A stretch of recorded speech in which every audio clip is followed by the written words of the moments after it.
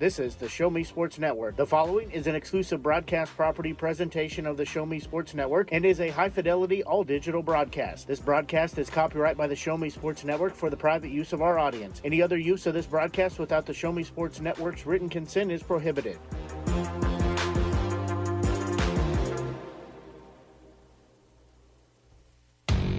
Boone. Exclusive pregame coverage of Southern Boone County Eagles football is brought to you by Avon with Michelle Carty, Boone County Journal, Centurion Cares, Eddie Goodell Society, Han Custom Laser Engraving LLC, Last Sentinel Firearms, Retrieving Freedom, Sawdust Studios, Southern Boone Booster Club, and Zealous WBGT. You're listening to exclusive coverage of Southern Boone County Eagles football on the Eagles Radio Network. Now let's go live to the field to the Show Me Sports Network broadcast booth. And a very pleasant good evening, everyone. Blake Gazaway joined by Mike Freeze as we are just a little under 30 minutes away from getting our ball game underway as the 1-1 Southern Boone County Eagles are hosting the 1-1 California Pintos. It's a Class 3 District 5 for Southern Boone, Class 2 District 2 for California. These two teams very familiar with each other, and we have a pretty good idea, I think, of what we're going to see tonight. Yes, California was a once very proud, almost Mid-Missouri power. They had a lot of success for a long time. They had a long-time head coach who retired, and it took them a while to find the right person to step in as head coach, but the last couple of years they have found the right person. Who has led them to success. They have 2 years in a row with winning records. Last year they won their district championship, and they beat us pretty handily, I recall. But you know, like I said, it's a good program. They got some pretty decent talent. They're a lot like us. They're going to run and pass both pretty much equally. It's going to be a really good matchup between the two teams. So I look forward to a dogfight. Well, these two teams, this is the 17th matchup between the two, and California leads this series by a record of 9-7 in the previous 16 matchups. Their last matchup was the 22nd of October last year. California was able to win by a final of 66-39. That did snap the win streak, the small win streak that Southern Boone had. So right now they're currently riding a one-game losing streak to California. As we said, these two teams very familiar with each other as they're opponents that have played a whole lot of games together, and they also play other sports, so not just football, but they see each other pretty regularly throughout the year. So they find a way to win games. You talked about it, kind of the coaching change with the regime there, but they found somebody that just knows how to find guys that know how to play football. Yes, they have really good numbers the last couple of years. I hear they have about 30 kids in the freshman class that are out, so the numbers have come back pretty well for them. They have a good amount of people back this year. However, they do lose two really big players from last year. Keelan Kruger was their quarterback and safety, who was an outstanding all-state quality player. He'll be a big shoes to fill, but the quarterback they do have has looked pretty good this year, has a pretty good arm, both short and long.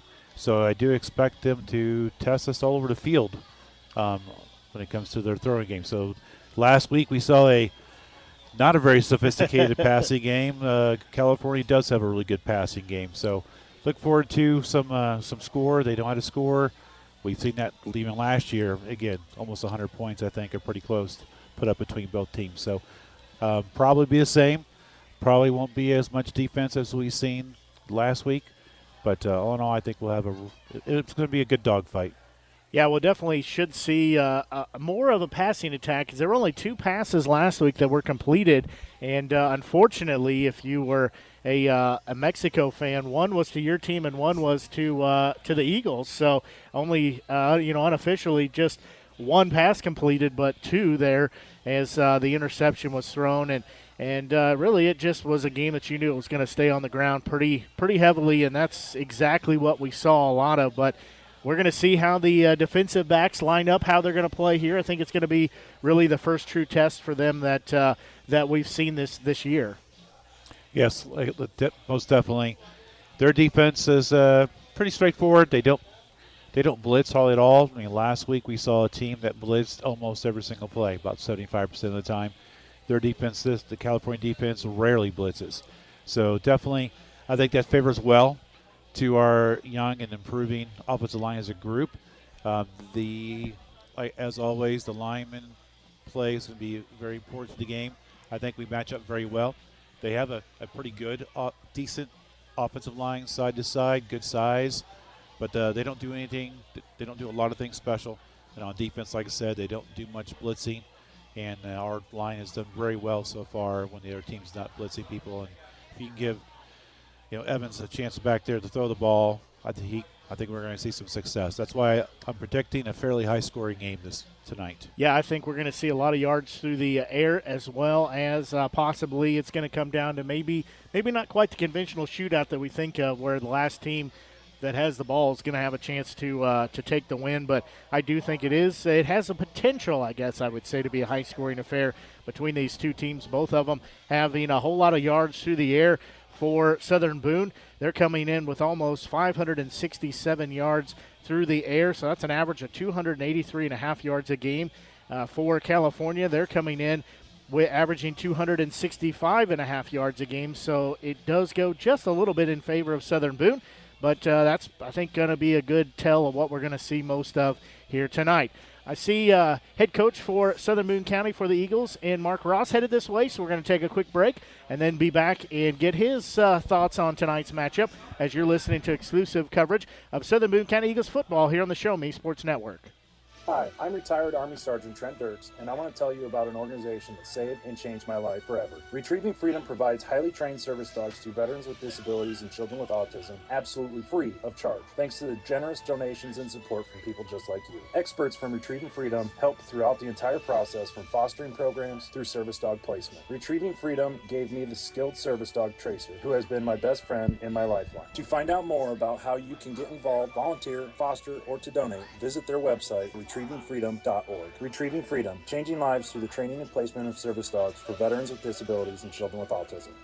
Welcome back to the Southern Boone County Eagles pregame show here on the Show Me Sports Network. We're joined by Southern Boone County Eagles head football coach and Mark Ross. Coach Ross, thanks for joining us before tonight's game. Yeah, absolutely. Thanks for having me. Well, last week your squad continued to get to play in front of a home crowd as they hosted the Mexico Bulldogs, getting win number 1 on the season. It was a final of 14-6. What were your thoughts on the game last week? Obviously really excited for the guys to get the first win of the season. I thought the defense was phenomenal all night long. We had some things that we needed to work on and get cleaned up offensively in order to be a little bit more effective. But, at the end of the day, we're excited to walk away with the win. Yeah, sometimes getting that first win of the season can just seem like it can drag on. But when you get it, it gives a little pep in the step, and you kind of see a little different feel to what the players are bringing. Yeah, absolutely. I think that was a critical thing for guys to get that experience. Obviously, that's what we're looking for week in and week out, and it's a good time as any to start with that feeling and hopefully motivate guys to continue to work hard and continue to get better each and every day, and hopefully there's lots more of those to come. Well, you knew going into the game that Mexico has some big, just athletic players, some that are big but maybe not so quite athletic, but they just take up a lot of room. But you knew that going into the game. Yeah, a lot of experience coming back, too, from a very talented team last season that went to the semifinals. So that's always a daunting task in itself, is going up against a team with lots of experience like that. And, I thought those guys did a nice job of doing their job all night long, and our guys just going out and competing with them. Well, we talked about it a little bit last week, but going into the matchup between these two teams, we really thought it was going to be very much a dogfight, and that's pretty much, we're down in the trenches. That's pretty much exactly what it ended up being. Yeah, the style of offense that they run is a physical ground and pound style of offense, and I think that was good for our defense to see that style again 2 weeks in a row, and to go out and compete with that physicality is always nice to see. Well, the game very much was a chess match of sorts, particularly that first quarter. There were only 4 total possessions. And I'll be honest, I can't remember or tell you a time that's the last time I saw a game that only had 4 possessions in a quarter. Yeah, I think the game ended with us having like 45 total offensive plays, which is the least amount of plays that I can remember offensively in a game for a long time. I think both teams did a nice job of kind of keeping the ball moving, and both teams were pretty well run-oriented, so it took a lot of time off the clock. Did you guys talk about that at all leading into it? That each possession really could have some major importance because you knew there weren't going to be a ton of possessions. Yeah, absolutely. We talked about how important it was for us to be able to keep their offense off the field and us be able to use some of that clock as well, because if you can get a team like that down that is used to having to run the ball, it's much harder for them in the fourth quarter to be able to catch up when they do need to be able to pass the ball. So that was definite focus of the week and really utilizing the opportunities that we got. What were you guys seeing as far as implementing the adjustments throughout the first half that allowed you to take the lead there right before halftime? It's one of those plays that actually it ended up being a broken play and ended out working out great. We found a way to get the ball in the end zone, which was huge. And, I thought that momentum really carried over into the second half. It was a much-needed time there. We knew we needed to open up the passing game a little bit more there. And unfortunately, the time was running out there in the half. And so we definitely had to pass the ball a little bit more there. And the opportunity opened up, but guys found a way to get it done. Did you guys talk about leading into that drive that you guys scored on about the importance of getting the 2-for-1 opportunity with the possession? Yeah, absolutely. Talked about just managing the clock and making sure that we did everything that we needed to do to be able to have a chance to score with us getting the ball back in the second half. Well, in that play, too, you talked about it kind of being a busted play. We kind of saw that in the press box as well during the call, but it was great to see, that football IQ. That's something I talk about pretty regular, but that was just a great execution of them to make something out of nothing, and it resulted in that touchdown that definitely pushed the momentum forward. Yeah, it was a great play by AJ of really drawing that thing out and getting those defenders to commit to him before he got it over the top there to McKee, and McKee getting down and finding a way to get in the end zone. It was definitely a game-changing play. Well, then you guys took that lead into halftime. What was the discussion at halftime?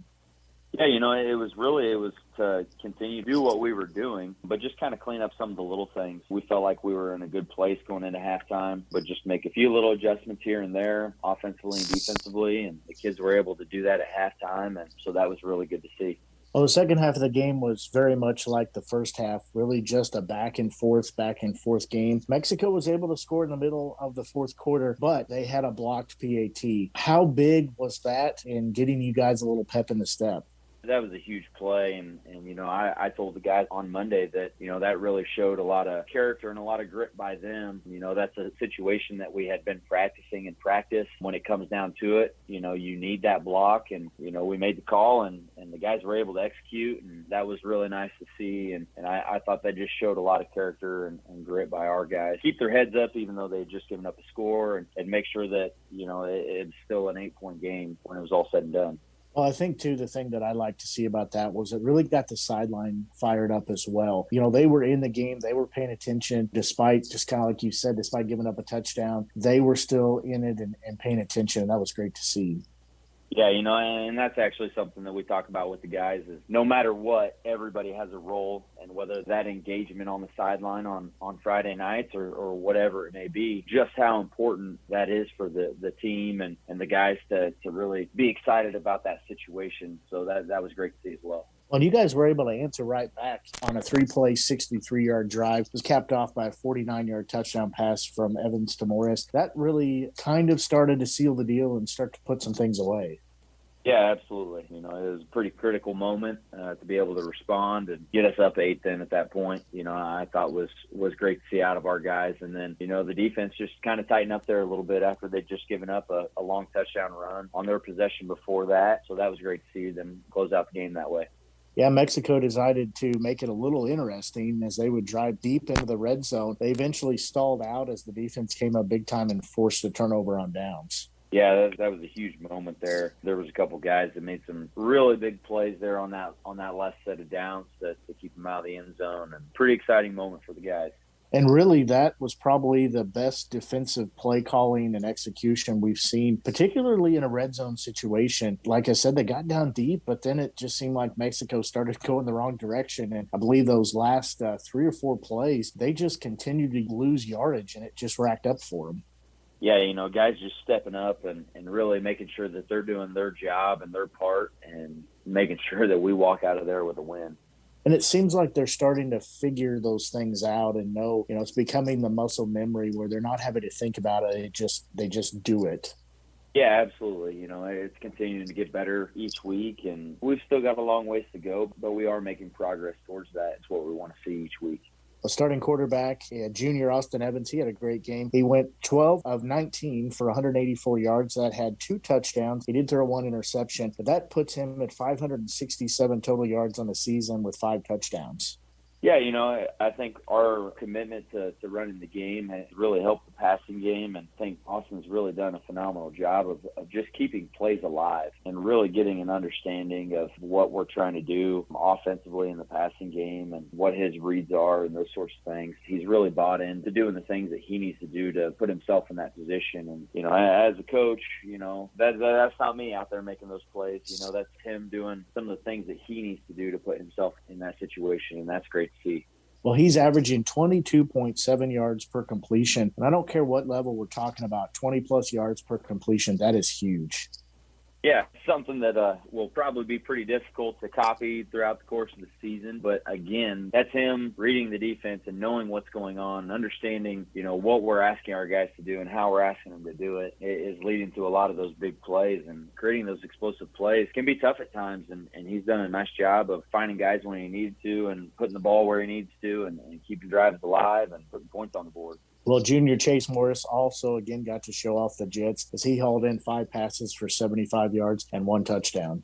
Yeah, it wasn't the 313 yards from the week before, but still a pretty darn good night by any standards. And, he's a lot of fun when he gets the ball in his hands in open space. Well, this receiving core is definitely playing lights out as well as a unit. Everyone that has caught a pass is averaging double-digit numbers with between 11 and 27.2 yards per reception.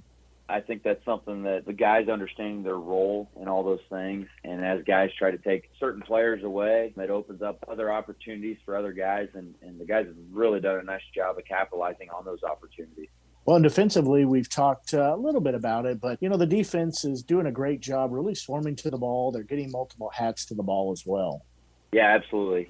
That's something that we preach every day is making sure that we get all 11 hats to the ball. And, I think in those critical moments, they've done a really nice job of following through on a lot of that, making sure they're in position to get stops and do all those things defensively. Well, they really seem to have a nose for the ball. They've recovered a fumble as well as got an INT last week. Again, anytime you can change the field and flip it like that, that's always a positive for you. It gives that momentum back. Yeah, I think the guys have done a nice job of finding ways to create turnovers and being in the right position to capitalize on some of those situations. Even defensively doing our job last week, the ball was on the ground a couple more times. Unfortunately, it didn't fall right for us, but still putting them in that position to be in the right spot to force them to put the ball on the ground says a lot. Well, and throughout the game, too, Mexico's quarterback, he only completed 2 passes in the game. One of those was to a Bulldog receiver. The other was to an Eagles defensive back. Yeah, the guys did a nice job of understanding situational football, when we expected them to throw the ball, and being able to shut down their passing game was huge, and, focus more on the first and second downs to be able to stop their run game.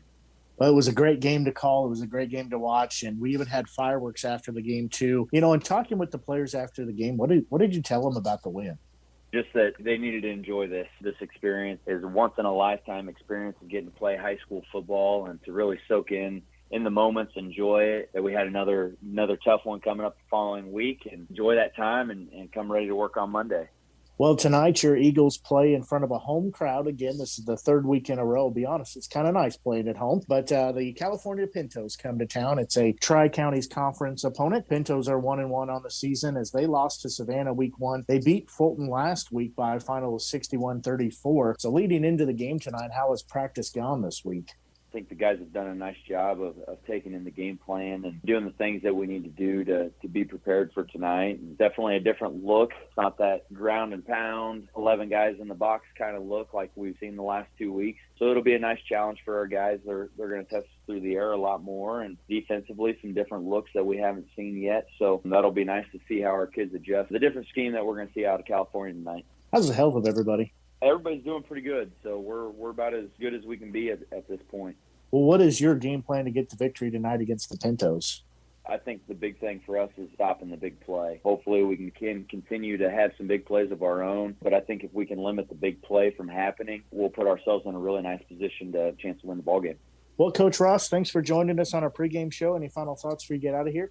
Hey, we just appreciate all the support and, look forward to seeing everybody in the stands again tonight. That's Southern Boone County Eagles head football coach and Mark Ross. We're going to take a quick break and be right back with more of our Southern Boone County Eagles pregame show. You're listening to exclusive coverage of Southern Boone County Eagles football here on the home of the Eagles, the Show Me Sports Network.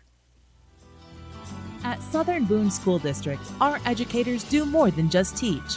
Lives are being shaped for the future before they even enter a classroom. For students to succeed, it takes an entire district-wide team. Our students need you. Join Southern Boone School District's team today, now offering competitive salaries and benefits for all positions. Visit ashland.k12.mo.us and click on the Employment tab.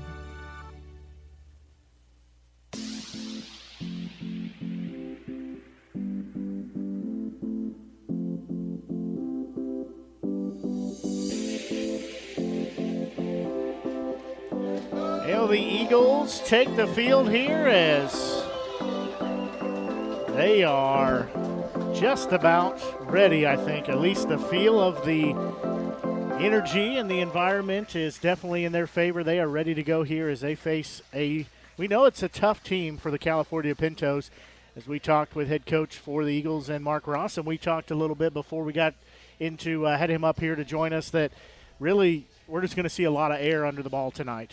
It's going to be a tough game for both teams. They match up pretty well, I believe. He mentioned about keeping the big plays to a minimum.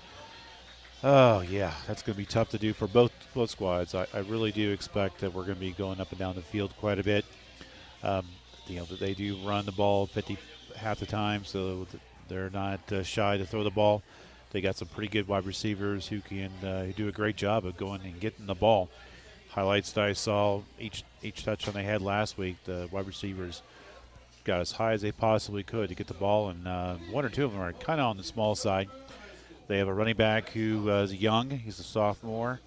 He does have some quickness to him, but he's also runs a really, really hard run as well, too. So kind of the best of both sides, but he is, again, young, and he's small, about 150, 160 pounds, sophomore, so we'll see how he does as the game goes, and he gets more and more of the carries. But the quarterback, they do a lot of run-pass option and does a really good job at deciding when to do that as well. Well, that's going to do it for our pregame show here. We're going to take a quick break and be back as you're listening to exclusive coverage of Southern Boone County Eagles football here on the Show Me Sports Network. In today's world, injury prevention is at the top of everyone's list. However, heat-related occurrences get routinely overlooked. Zealous WBGT puts that front and center. By using cutting-edge formulas and technology, Zealous WBGT streamlines and simplifies obtaining and documenting wet bulb globe temperature readings. With a simple touch of a button, you can check WBGT anywhere in the world, receiving alerts when the WBGT goes over the threshold you select. Join the stress-free way to protect student-athletes, employees, and overall operations from extreme heat by downloading the free Zealous WBGT app today. Save time, save money, save lives with Zealous WBGT. Southern Boone Booster Club and Zealous WBGT. The biggest and absolute best coverage in mid-Missouri is on the air as the Show Me Sports Network broadcast crew are ready in the broadcast booth for kickoff. You're listening to exclusive coverage of Southern Boone County Eagles football on the Eagles Radio Network. Now let's go live to the field to the Show Me Sports Network broadcast booth. And a very pleasant good evening, everyone. Blake Gazaway here, joined by Mike Freeze, as we are just about set, just a couple minutes away from our ball game getting underway as the Southern Boone County Eagles playing host third time in 3 weeks. We've got to play in front of the home crowd as they're hosting the California Pintos in a game, Tri-County's conference matchup, so definitely some bragging rights on the line for sure. Yeah, it's a great Tri-County, I should say. History here. So the field's in great shape. No water anywhere. Everything's been drained since last week. Weather was pretty dry. Field looks great. That's the good thing about getting these 3 games done early before the field starts to get beaten up by all the activities on it. But great night for weather. Beautiful sky. No clouds, no wind really. So just another great night for football. Not too hot either. It's something that we've talked about quite a bit, not necessarily on the air, but this field, it gets a whole lot of use. And that's an unfortunate thing for a grass field because it has a lot of bodies that are out here, not only from the athletic side, but also from the school usage side. It gets used pretty regular. Right. And so it just gets beat up a lot. Yeah, the soccer program, of course, is really good. State championship quality, Final Four for so many years in a row, and then finally won it not too long ago, last year, I think, right? Anyway, so the field gets used quite a bit. Talking to Coach Tracy, our new athletic director, he mentioned how they are playing more tournaments, not really using the home field as much. And part of that is due to the fact that the field cannot hold up like an artificial turf field. So it will be nice in the future when we get a nice artificial field. And that's something that, while it's nice to have grass, it certainly has an appeal to it, a nostalgia to it. It just does get beat up so much. And, we've had we were joking about the mud hole is dried up. It was on the sidelines, but it was still just there for much of the last couple weeks. Just there's nowhere for the water that happens to come down, nowhere for it to run off to, and it just likes to hang out on the field, which is unfortunate. But we know that turf is coming. There's other improvements coming that are going to make it even that much better to play here at home. But as coin toss just finishing up, the coin toss is won by California. They defer to the second half. So we will get to see this high-flying offense for Southern Boone County first off. And really, I hate to state the obvious, but they need to score this first possession, set the tone. I agree 100% with you. No doubt. They have to score, and I think they will. I think they'll score pretty easily, to be honest with you. I like how we match up against this defense. Defensive line doesn't do a lot of stunting. They don't do a lot of blitzing. So really, it's knowing your assignments well. And I think I have confidence that the linemen will do just that. Well, like I said, I hate to state the obvious, but that's something that they need to do is just – whether they return the kickoff here, that would be acceptable too, or they get a chance to get the offense out there and work through it. As deep back to receive will be Bowles as well as. Is that Bishop? Is that 85? Yeah, I believe they got their hands team here. As for the Pintos, they're running a 6x4. Can't count. 6x4 here. So. Looks like we definitely have our hands team out there, that's for sure. They're expecting some sort of shenanigans. So the scoreboard, now it's back on. It happened to go off for just a second, but looks like we're ready. It is on currently. So ball is teed up as it is going to be a shorter kick. It'll be taken after it bounced a couple times at the 20, and not much return there. Is returning that. I believe that was Bishop, Logan Bishop back there. Yeah, sophomore. Pretty good kick if you're a California Pinto fan there. Right height, so it kind of falls right in between two layers of players, and the ball bounces around like a football does. So very fortunate kick for the Pintos. That's exactly what they're looking for. So they spot it at, we'll say, the 21-yard line. Where the ball will be at, as this will be the first play here for the offense, as they'll start at their own 21. Have two receivers near side, have a wing on the far side, as they'll send the wing in motion. Evans will be in shotgun. He'll get the snap. He'll give it off to Bowles. Actually roll to the near side, had everybody faked out, makes one man miss, roll into the far side. He'll have to tuck it himself, and he'll be taken down right about the original line of scrimmage. Not much there for him. Yeah, basically a roll to the left. Again, the quarterback's left-handed, so it does help him. Get a nice, good angle for the throw. Well covered by the California Pintos secondary, and they feel that is their strength, is the defensive secondary. And that time they had everyone matched up really well. Good job trying to get as much out of it as possible, almost back to the line of scrimmage. They say actually lost a yard, but all things considered, that's not bad. Same formation again, as in shotgun will be Evans. Bowles will be in his left hip pocket, and we have a flag. Yeah, false start on our left side of the line. So got to get that fixed. Yeah, going the wrong direction here. Yeah. California runs a 4-3, but those outside linebackers are almost close enough to be a defensive end, so they run pretty much a six-man line. Middle linebacker is about 6 yards deep, so they rely a lot on those six people. So now they'll have A play here that's going to go for good yardage as it's 10-plus yards as carrying it. That is Ash, as Ash does a nice job. Boy, there was a whole lot of room here on this near side. They redeemed for that penalty. Yeah, basically reverse from the right to the left, get all the motion on the offense going to the right, and once you get past that initial 6-man line there, you got room to run. That's what they did. So great play call there. Yeah, picks up 20 yards there on that play. Is up. 2 receivers far side, 1 near side. They'll have a wing over there as well. As another whistle, same thing. So we'll back up here. Two penalties here on this drive. It does look like our offense is trying to play a little bit faster than the last couple weeks, so definitely need to make sure everyone is talked to and communicated with and know what the snap count's going to be.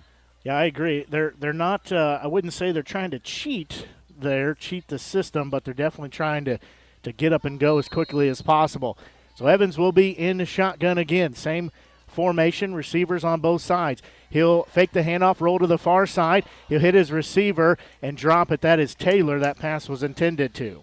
Yes, the ball was thrown a little bit behind Taylor. He had to kind of turn backwards and just could not get enough to get both hands on it. Pretty quick three-step drop, quick throw, designed to get the ball out to the flat quickly. So good job by the lineman that time. They didn't have any pressure come through, and they did a great job of giving him time. That pass would only been for a handful of yards or so, but again, just trying to catch this defense napping. The Eagles have made a lot of room with yards after catch as they'll send in motion. That's Taylor. He'll stop on the far side. They'll fake the handoff, taking it straight up the middle is Evans. He'll cut to the outside. He's at the original line of scrimmage, still on his feet near midfield. He'll be pushed out there. He's close, about 3-4 yards shy of that first down marker. Yeah, nice call, quarterback keeper that time. He faked the handoff with everyone going to the left. The left guard, Dylan Niles, pulled out to the right, did a really good job of getting out there and getting a body on a body. And Evans did a nice job picking this hole and getting a nice gain of about 10 yards. Evans doing a great job there, kind of bobbing and weaving, starting inside, cutting outside. Didn't quite get a good spot as I thought. We'll bring up a 3rd and 4. So have twin receivers either side, one back in the backfield. They'll all look over here to see if they want to do a check down, as that is Bowles behind him, standing a couple yards back. He is in shotgun. He'll get the snap, looking far side, looking. Now he's going to roll to his far side, drop it off to Morris. He'll reach out for the first down and get it. What a beautiful job of the offensive linemen. They did a good job having the wall set up, blocked everyone, gave the quarterback plenty of time. Again, the secondary had a pretty good job. Had everyone deep covered well, but then the flat came open, and fantastic job of reaching the ball out to get the first down on the sideline there. So great play by the offense. Everyone involved did a fantastic job, especially that offensive line. That's that football IQ, I should say, that I've talked about, as he knew exactly where he had to get to and did so. As they'll send in motion here to the near side. Bowles will keep it himself, is Evans, as they fake it to him. He's got 15 yards, close to 15, another first down. One thing about high school football, if you run a play and it works well, you'll do it again. And this is a play they ran about 2 plays ago where but instead of running it to the right, they ran to the left. So basically, you fake the counter going to the right, you pull a guard, I believe that was Young, that pulled to the left, and the quarterback did a great job again of following his blocker. So ball on the 32-yard line of the Pintos. As they'll give it off to Bowles. This time he's working far side. He's got big yardage before he's upended there. He'll have close to 10 yards. They'll say he does and move the chains. Yeah, good smash mouth football that time. Again, quick. They're trying to snap the ball a little quicker than what they have been. And they're doing it right now, trying to catch California off guard. California still trying to sub in players. They get the snap off, handed to Bowles. He'll shed one tackler. He'll have 5-6 yards. Still spinning. He'll have maybe 4 as he tried to take it upfield more but got slid sideways. Yeah, the same play, both plays in a row. Just start with the halfback on the left-hand side of the formation and bring him back to the right off guard. Great job by the offensive line, making a nice, good job of making a big hole. And good job by Bowles. He's a hard, tough runner. The California Pinto player tried to tackle him up awful high, and that's not going to work tonight on either one of these running backs. Clock continuing to roll, 9.5 minutes to go here in this opening quarter. As Evans will be in shotgun, he'll have Bowles in his right hip pocket. Everybody tucked in tight right now. As they will give it off to him, he's working the near side. Got behind his blockers. He'll be near the 15-yard line before he's cut down there. Yeah, something you don't really see a lot from the Eagles offense. You have basically not quite a double type. Everyone was bunched in. The wide receiver splits were not very big. And basically bring everyone back to the left side, pull a guard from the right to the left, just power it off tackle there. And nice hard-nosed run there. Yeah, it was almost like a double tight, double wing look to it exactly. Almost. Yeah. Had a feel to it, but it wasn't quite exactly that. Shotgun snap and another flag, another whistle. I will just let you ponder what the call will be. Yeah, false start. Didn't look like they got set that time. But you know what? Have a center and left guard were both pulling, so I think they got a little bit eager on their stance. You know what, though? I would watch this in the game film, watch it with the team and say, you know what, that's a penalty. We don't want to get it, but I'm okay with that. I'll live with that because they are trying to pull out. They're trying to play a little faster. Yeah. That's something we haven't seen a lot of. So we want to clean that penalty up, but that's one that you might only get one gray hair instead of 10. So now empty backfield, 5 wide receivers as Evans is going to drop back. He's looking on the far side. He'll step up. He's going to throw an interception right at the goal line as it'll be taken still at the 15, at the 20. Return man is bobbing and weaving as that was in traffic, and it gets picked up and goes back near the 30-yard line. Yeah, that was a play. Again, no running backs, empty house, empty backfield. Excellent job again by the offensive line. Did a fine job of making a real good passing lane there for the quarterback C. But again, California secondary is pretty doggone good, and we see why right there. They did a good job reading the ball. Hindsight being 20/20, it would be nice to kind of tuck that up and getting a few yards up the middle on the quarterback keeper. He'll learn that next time. So ball will be spotted at the 29-yard line as their quarterback dropping back has some pressure. He's going to have to roll to the far side. He'll be pushed out near the original line of scrimmage. So short gain, if no gain on the play. That is Martin Kilmer, the senior, at quarterback. Excellent penetration by the line that time. We're running the 4-man line again. That means we got Inslee in there as well. The young freshman getting a lot of playing time so far this season. That'll be Vocart. That's Brooks Vocart, the sophomore, carrying it there. He'll pick up short yardage, but brings up third down already. Yeah, I don't have much time to speak because they're running so quickly. They're getting ready to snap the ball already. Good job by the linebackers filling their holes. They'll have trips bunched up on the far side. They'll have one receiver here on the near side. Now they change their offensive line around a little bit as they will throw it off to the far side. A screen pass as it'll be near a first down marker as that is Aiden Bryant catching it. He will pick up the chain mover. Yeah, when they go in their trips formation, that is definitely a formation that they like to pass a lot out of. And like I said, nice quick throw. Get into their wide receiver. He did a great job getting the first down. The ball will be on the 40-yard line. Another quick pass, same play, as this time it'll be a lot shorter, but still picks up decent yards. Yeah, same play, different formation. Their main formation they run, they'll split 2 wide receivers to one side. They'll split another one really wide to the opposite side, but they usually run about 50% out of that formation. So they'll fake the handoff again. Another pass. This one a little further goes through the receiver's hands as intended for Aiden Bryant, the 6', 185-pound junior. Looked like a really good throw right there, but the wide receiver, the third play in a row, he had gotten the ball, so I think he might be just a little bit tired there possibly. Yeah, hit him in a bad spot, hit him in his hands. So again, they'll go back to the well house. This time pays off as he will tightrope down the sidelines, be pushed out, take out one of his teammates, but he will pick up about 15 yards. That's the same play they have now run 3 times out of 4, I believe. I have lost my count. Trips to the left, run 2 downfield, do the quick screen to the left of the same player. So they will split 2 at the top, 1 way down here at the bottom of your Show Me Sports Network Media Center or app, whoever you're listening. They'll quarterback keeper as he will be hemmed in around the line of scrimmage as Kilmer pretty much looked like that was a design play all the way. Yeah, run pass option. They run that a lot, and he does a good job making good decisions. So he sticks it in the belly of their tailback number 2 and decide to keep it. But fantastic penetration by the line and linebackers. So he'll drop back. And he's going to have some pressure rolling near side. He's going to throw it. Intercepted by Chase Morris. A lot of green in front of him. He's at midfield. He's going to cut inside, make one man miss. Still on his feet at the 40. Still making guys miss. He's going to be hog-tied down near the 37-yard line. As there was a late hit there too, no flag, but 74 came up and just shoved Morris as he takes that on the other side of the field. That goes, about 40 yards on the INT? Yeah, fantastic return on that play there. Inslee came free on the right-hand side. He was unblocked, got pressure on the quarterback, made the quarterback scramble to the right side, and did not make a very good decision. There was really nobody near except for our guy. So it's a couple decisions by each quarterback that I believe they both would love to have back. Yeah, that was not a wise throw there, as it goes right into the belly of Chase Morris. So they'll set up on the 37-yard line as they'll have one back in the backfield. Now he'll be split off. That'll be Bowles. He'll get the handoff. He's through the first wave of the defense down near the 30-yard line. Kind of a repeat of what we were doing at the end of the last series, running Bowles inside tackles both ways. And that's the same thing that time. Get a good job. Nice pull from the left-hand side. Lyon did a nice job of opening holes up.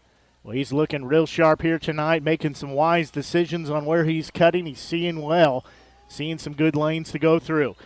As it'll be 2nd and 5, 2 receivers top. Now they'll send one in motion over there as it'll be a wing, as they will give the handoff to Bowles again, cutting up the middle through the first wave across the 25-yard line. He's got a new set of downs. Yeah, nice job. Quick toss to get out to the right-hand side. Pulled left guard. Dylan Niles did a fantastic job kicking the lineman out. He did a good job. Bowles did cutting it upfield and getting a real nice gain on that quick toss. Ball will be spotted on the 25-yard line. That's the California 25-yard line. 2 receivers near side, a wing up top. Bowles will be in the left hip pocket of Evans. He'll get the handoff. Double reverse as taking it here on the near side is Ash. He's got some wheels. He's going to be taken down across the 20 near the 16-yard line. Actually, they'll keep walking and say it was even better than that. He picks up about 8 yards. The same play we ran, got the big gainer on the first series. You run everyone to the right-hand side and then hand the ball on a reverse to your slot going to the left. And nice, good gain, good run. Good job on the deception by the offensive line there. So that'll bring up a 2nd and 2 now. Clock rolling 5:13. Neither team has cracked the scoreboard yet. Evans will be in shotgun, has Bowles behind him. They'll send Morris in motion. They'll give it to Bowles straight up the middle as he's going to have short yardage, but he's going to be close to that first down marker. Yeah, that time we had the slot in motion, and we faked the handoff to him on a fake jet sweep and do a quick dive to Bowles right off guard. And good job by the defensive line for the Pintos to hold tight and do a good job of keeping the ball short from the first down. I like that decision, though, that they went to there. So to bring up a 3rd and very short here. Bowles will be in the backfield, standing behind his quarterback. They'll all take a look over here at the sidelines. It's Evans. Does a second look in. Now he'll put Bowles in his right hip pocket. And another flag. False start on our left side of the line. That one's one that they're gonna watch and say, that one, I'm not gonna be okay taking that one. No, he was pulling to the right, and he was just trying to get out of the ball, get off the ball really quick, and just did not hold long enough. So that's a tough play call. Now we've got 3rd and 5, 3rd and 6, but still very, very obtainable to get this first down here. I'm going to be optimistic and say that gives you 5 more yards to get to the end zone, run a pass play here to the corner. So twin receivers either way, as Evans will drop back, looking near side, has some time. He's going to get his feet set. He's going to throw it up. Morris tracking it. He's got it in the corner for a touchdown. It goes a 20-yard touchdown pass from Evans to Morris. Did I not call that right there? You did. Excellent job of the offensive line. Did a fantastic job of giving him a nice, clean pocket. Excellent pass up high to only where our guy could get it. And nice job with the hand fighting to where didn't get called for any penalty. Jumped as high as he possibly could to get the ball. Nice play all the way around by the Eagles offense. So it goes as a 5-play, 37-yard drive. As Salter will come on to try the PAT. Snap is down, kick is up, and kick is good. And Southern Boone takes the 7-0 lead with 4:04 left to go here in this first quarter. We'll take a quick break and be back as you're listening to exclusive coverage of Southern Boone County Eagles football here on the Show Me Sports Network. Last Sentinel Firearms is your federally licensed and registered Type 7 FFL manufacturer dealer in Missouri, providing quality products to all types of sports enthusiasts, law enforcement, and individuals across the nation. Orders are currently being fulfilled, offering custom-built pistols and rifles from the AR platform made right here in Missouri. Visit their website at lastsentinelfirearms.com or call them at 417-684-7202 to find out what they've got for you. Last Sentinel Firearms, you are your last line of defense. At the Boone County Journal, we're with you all the way. We know that you're more than just a subscriber. You're an employer, you're a parent, you're a neighbor. Most importantly, you're a community member. It's our goal to provide you with the latest news, sports, opinions, obituaries, classifieds, and more to keep you informed about your community. To find out more about the Boone County Journal or to subscribe, call 573-657-2334 or visit bocojoe.com. The Boone County Journal. We're with you all the way.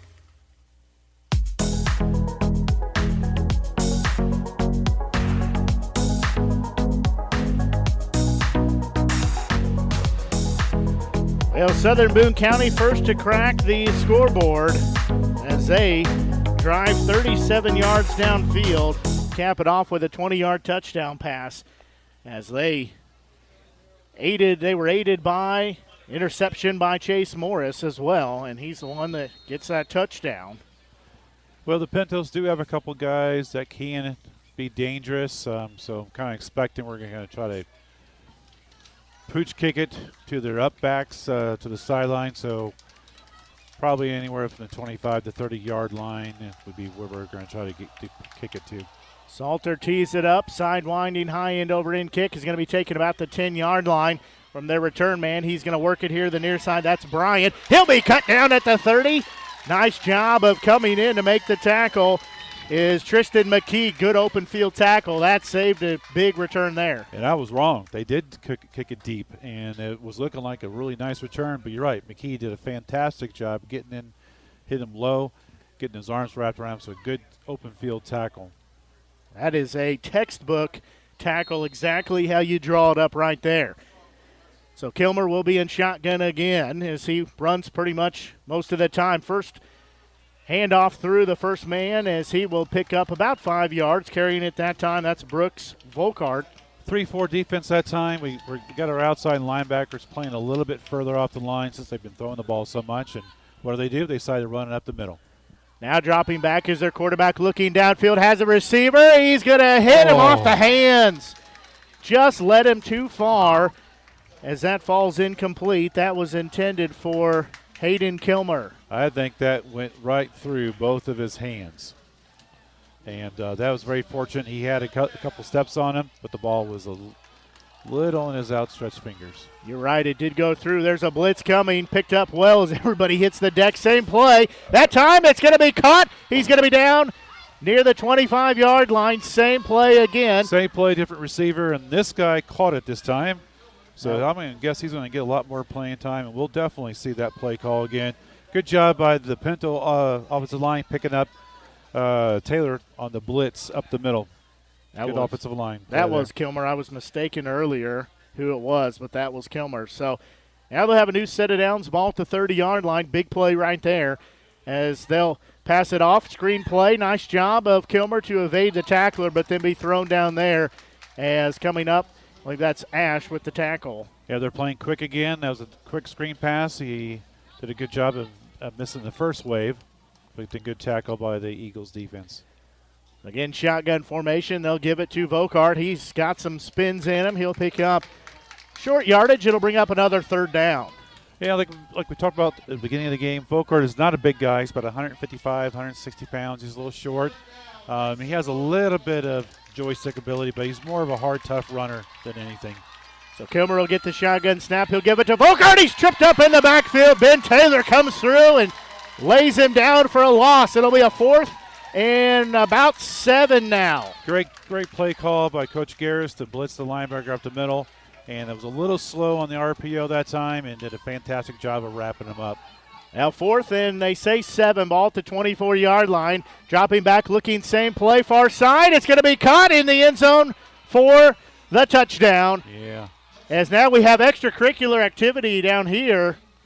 Couple players rolling around for both teams, but no call there. That was a good no call because I think they're both guilty.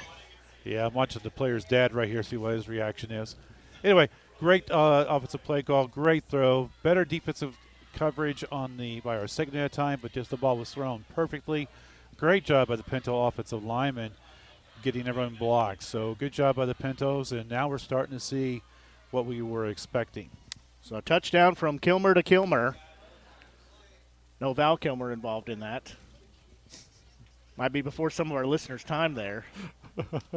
So we'll come on to try the PAT. This is a big left-footed kicker. This is Max Ferreira. Well, I was surprised. They've been running a lot of swinging gates and not even trying to kick the ball. So interesting choice by the Pintos to go traditional old school that time. So we will take a break as our game tied up 7-7. We'll take a quick break and be back as you're listening to exclusive coverage of Southern Boone County Eagles football here on the Show Me Sports Network.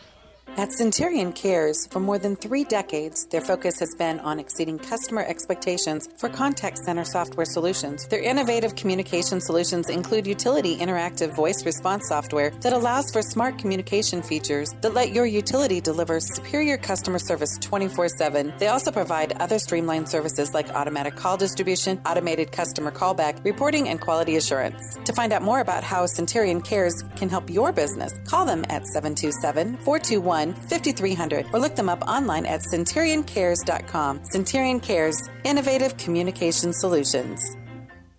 Since 2018, Han Custom. Well, they're ready to kick off here. Neither team taking a whole lot of time. As tied at 7 apiece, there's going to be an onside kick as it'll be taken by one of the hands team about the 45-yard line. We will take that any time of the day. 45-yard, onside kick wasn't very well executed. We had our hands team in there, so Mr. Pillar did a good job at just covering the ball. Didn't try to pick it up, just cover the ball. When you try to pick it up, that's where bad things happen. So good job, Mr. Taylor. Wasn't a very well-kicked ball either.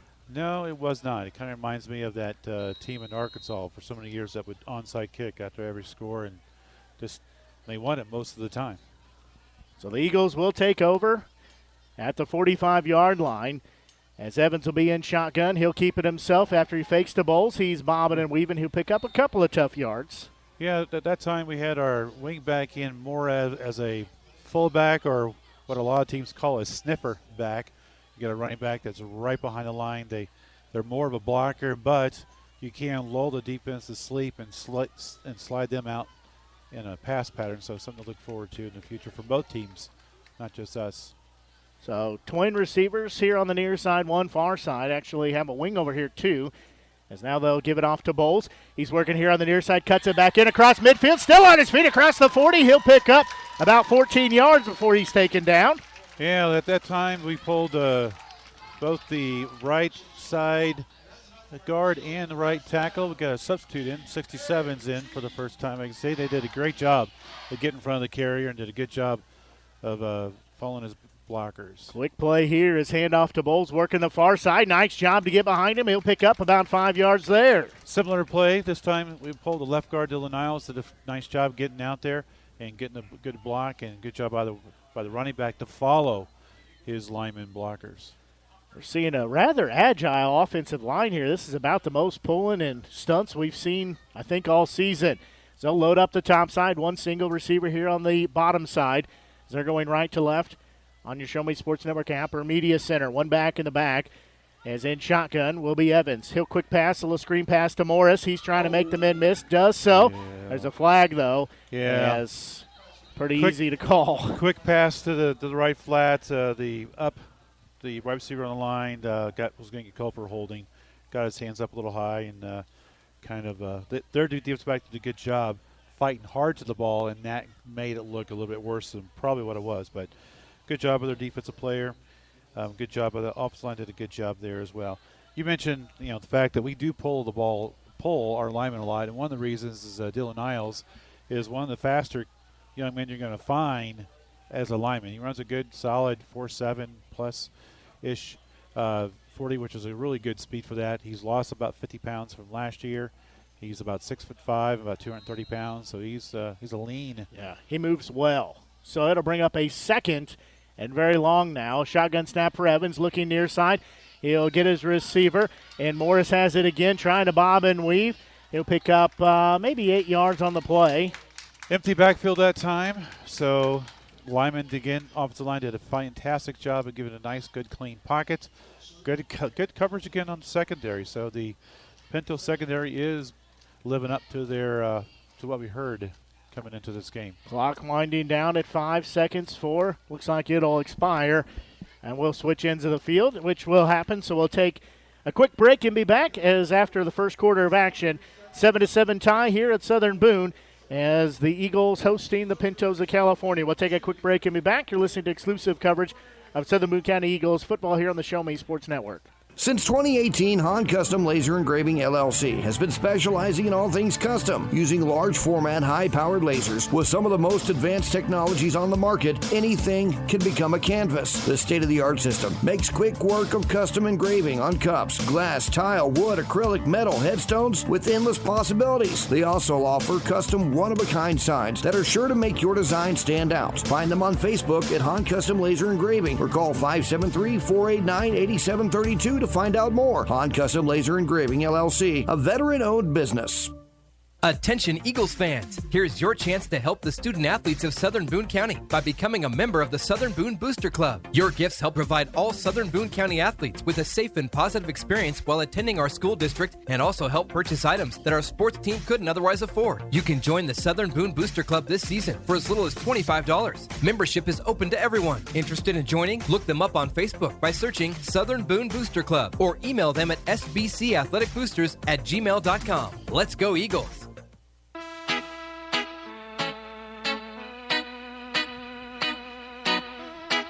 Well, we go to the second quarter here. We'll flip into the field as now it'll be a ball on the 38-yard line going left to right on your Show Me Sports Network app or media center. As in shotgun will be Evans. Well, they point the other way, but a flag called once again.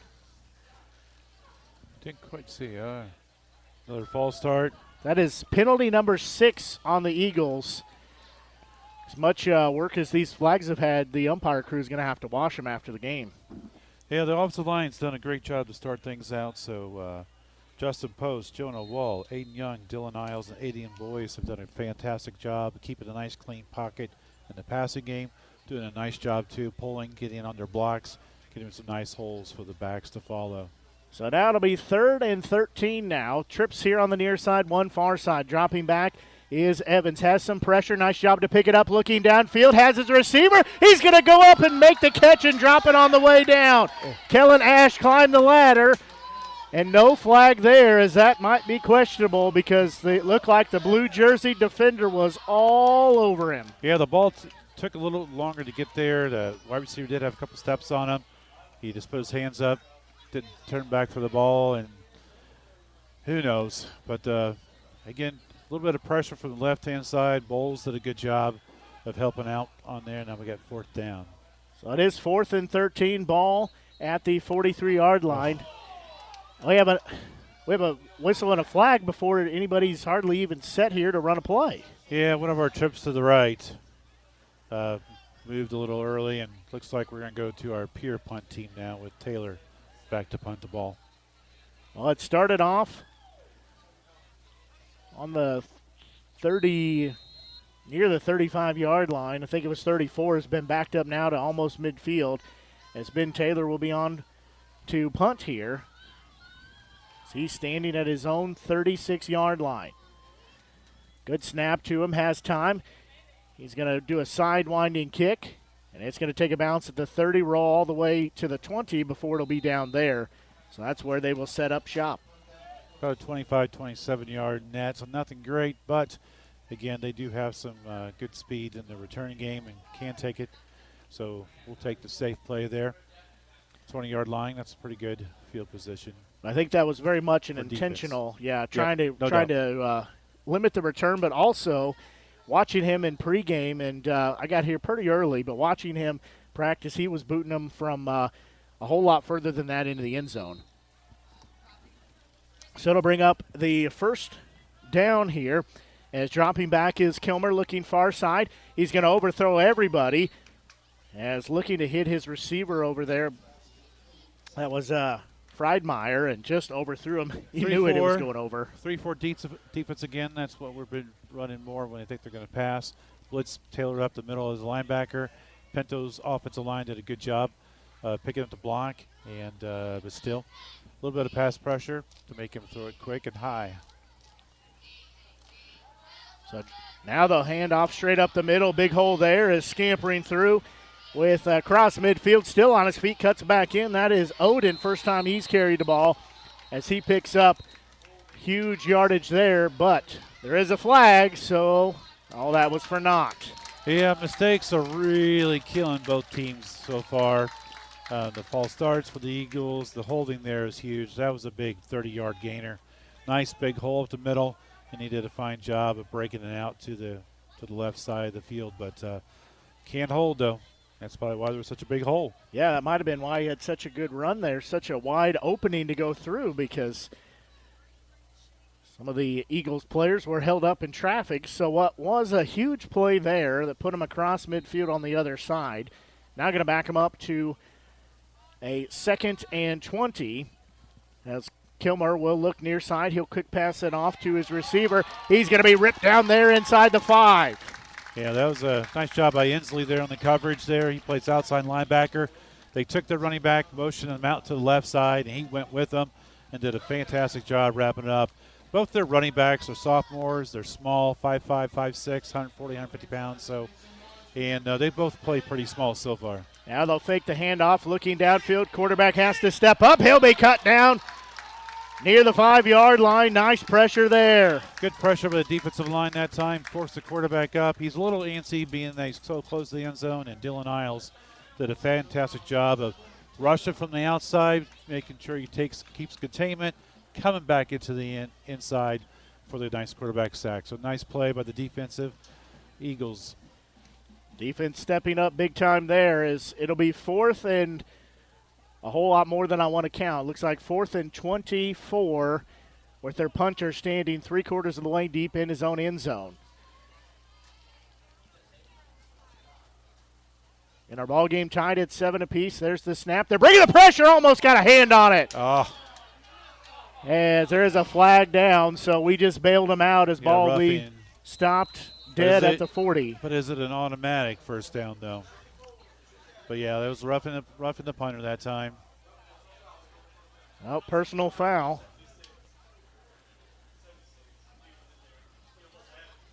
But good pressure, though. You can learn how to deal with that in the future. Not too bad of a kick for the Pintos. But, yeah, automatic first down. Just the third first down. 4th and 25. Third first down here for California. For Southern Boone, they have 6.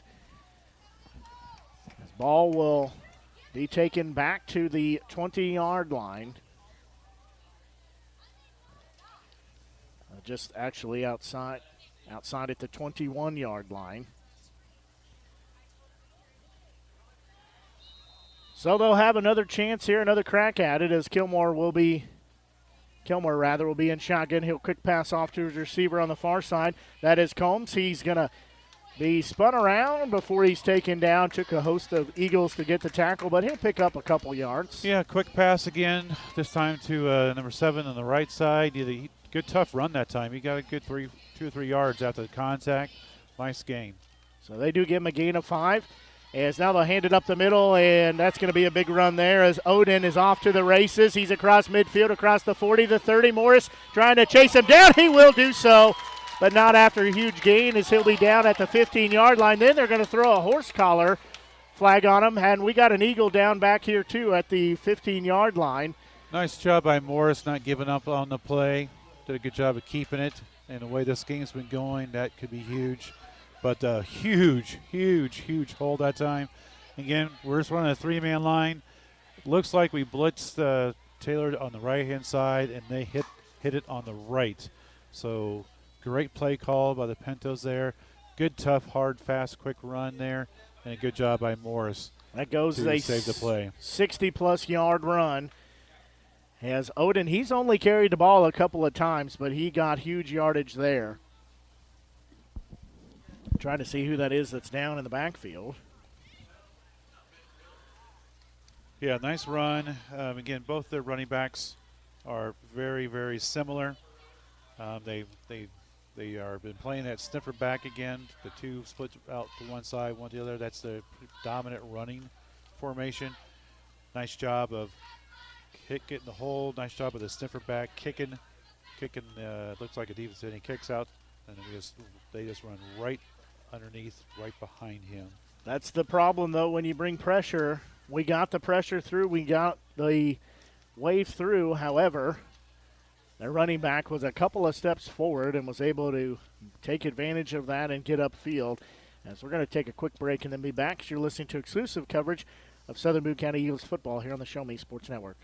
Creating custom, handcrafted woodworking projects has never been easier. Become a member of Sawdust Studios and enjoy 24/7 access to a woodworker's paradise. Outfit with industry-leading professional-grade tools, Sawdust Studios offers endless woodworking possibilities. Don't have woodworking experience? No problem, as Sawdust Studios offers affordable classes from a community of woodworkers, experienced designers, and master craftsmen. Youth classes are also offered for those junior woodworkers. For more information, search Sawdust Studios on Facebook or find them online at sawdust247.com. Sawdust Studios, your community woodshop.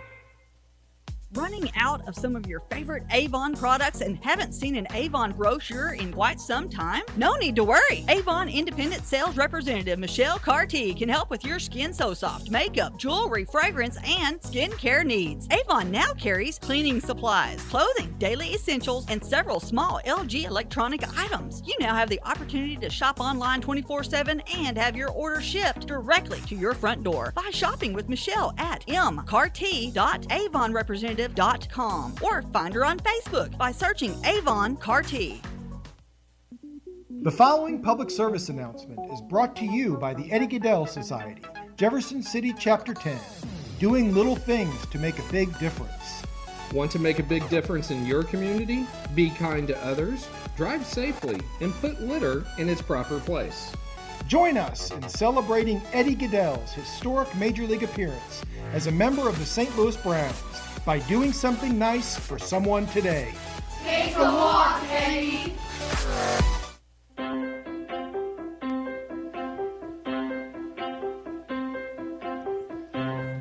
Yeah, the injured Eagle is walking off very gingerly under his own power. That's the freshman Hayden Inslee, who has played a lot as a freshman and done fantastic, including a pick six, certainly a highlight of his year already, but he's been looking really good. But you're right, he is walking off his own power, so fingers crossed, hope the best for the freshman. That's a good sign, though, to see him walk off. As we said, they do call a horse collar on the tackle. You know, the problem right now for Southern Boone is it seems like anything that's going to go wrong is going to go wrong. They're going to get called for a penalty for it. All right, so good tough running by the Pintos this time. We'll see what they do here. They've been running at the middle and quick screens left and right, so they're making us play the entire field. So it'll be a 1st and goal at the 6-yard line. Just the 4th first down of the game for California. 6 first downs for Southern Boone. Clock rolling, 9:23 and counting here in this first half. They'll load up 2 receivers far side, none here on the near side. As there's a flag down, they'll give it to the first man through. That's Vokert. Yeah, they have overloaded. They bring another lineman in to play as a tight end. They shift one of their starters on the left side over to the right. And I'm guessing that they, illegal shift, too many players not set. So they bring in another offensive lineman as a tight end. Have a tight end eligible on the opposite side, and that usually is a formation they like to run power in, which they did that time. We had it pretty well defended, though. So we'll back it up now. after a quick discussion there for the referees. Now it'll be first and goal at the 11. Again, tied ball game at 7 apiece. Same formation. So Kilmer will be in shotgun. Again, he'll give it to Volker, working near side. Now cuts back inside. He'll be swallowed up there. So he's only going to get short yardage.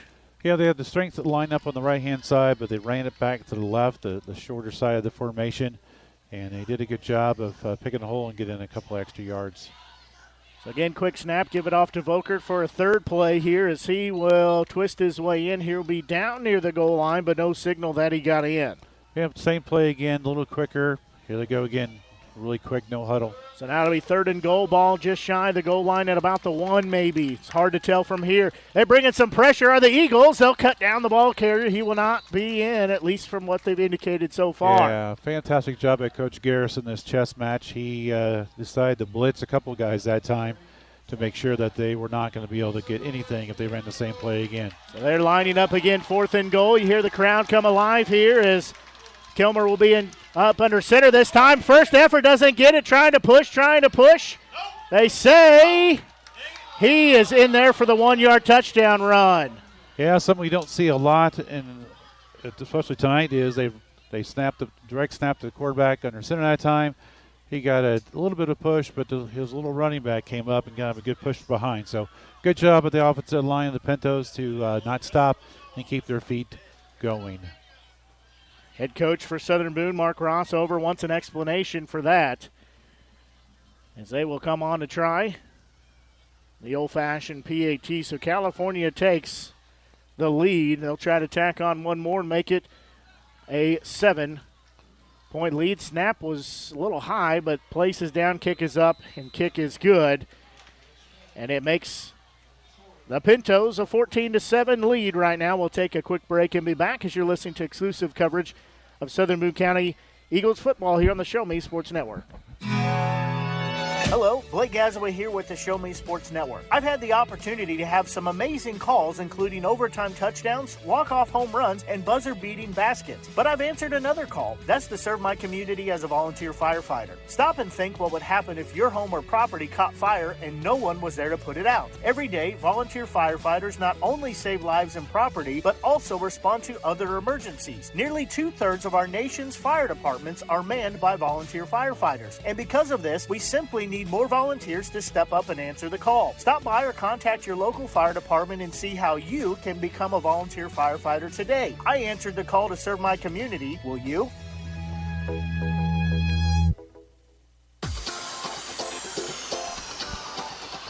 Well, Southern Boone now trails the first time in the ball game as they trail by a score of 14-7. Let's see if they maybe kick it a little deeper here.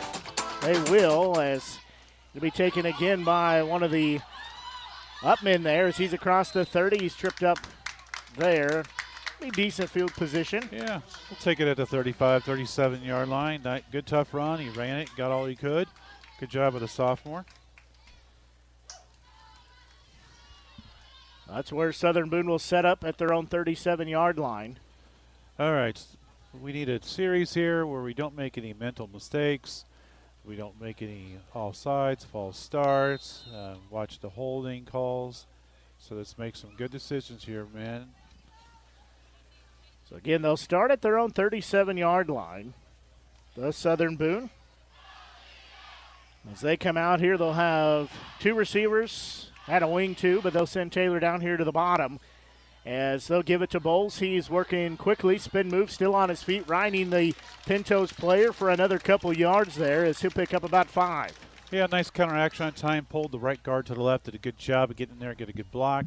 Bowles did a good job of getting up in there, and he didn't get hit right away. When he did get hit, did a fantastic job of spinning inside to get a couple more yards. So to bring up a 2nd and 5 here as they'll move their running back, that's Bowles. He'll give the handoff, give a double reverse as Ash will have it. Working far side, makes one man miss, still on his feet.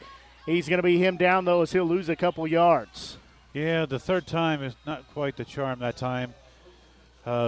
Basically, run everyone to the right-hand side, pull the left guard or right guard to the left-hand side, and hand the ball off on that reverse. but well covered by the Pintos that time.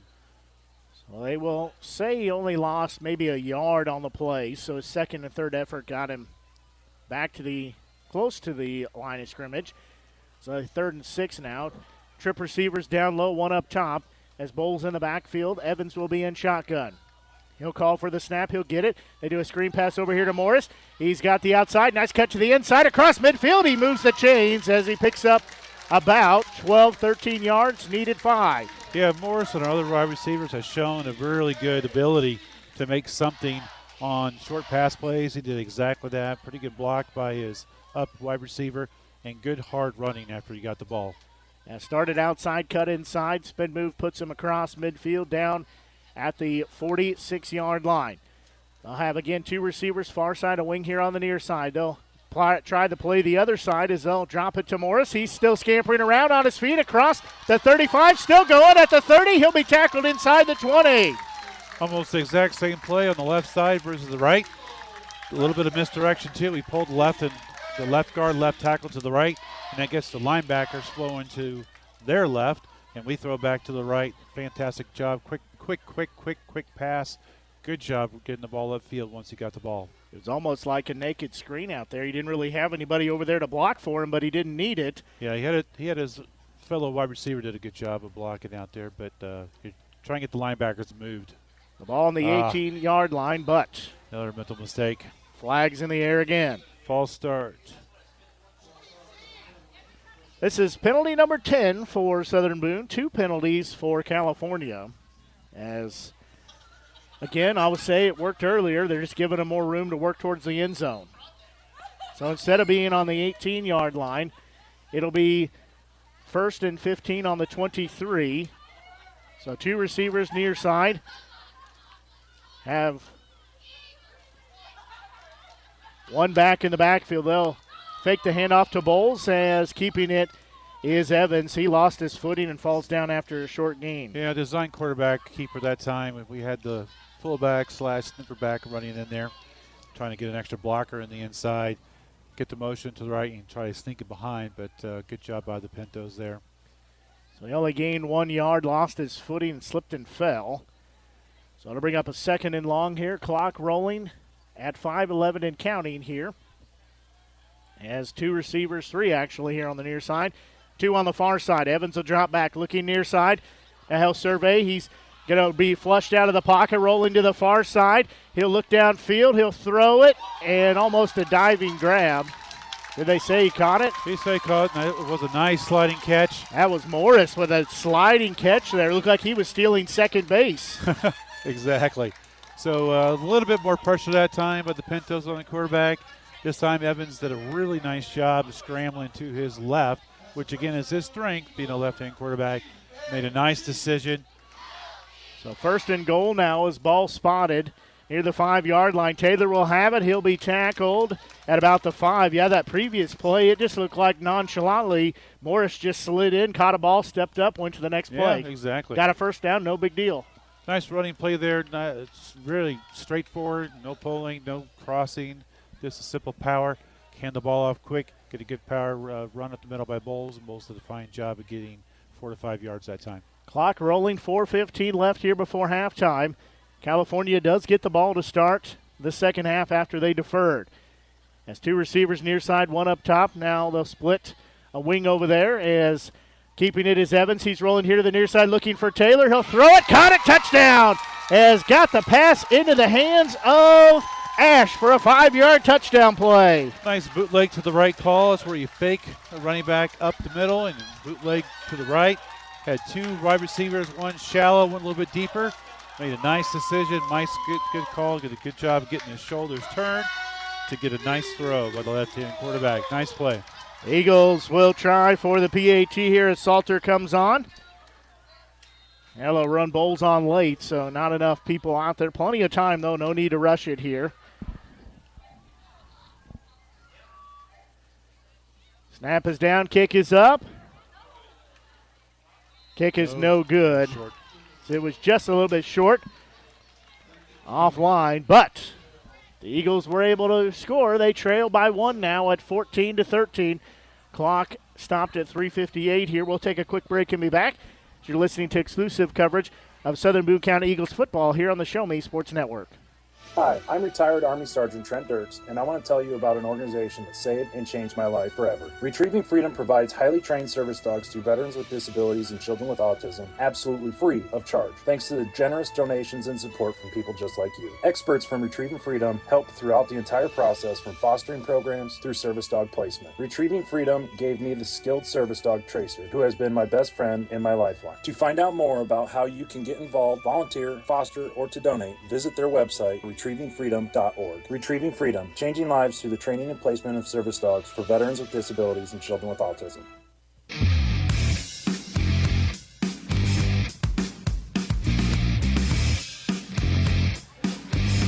Well, the Eagles march it downfield as they go 8 plays, 63 yards.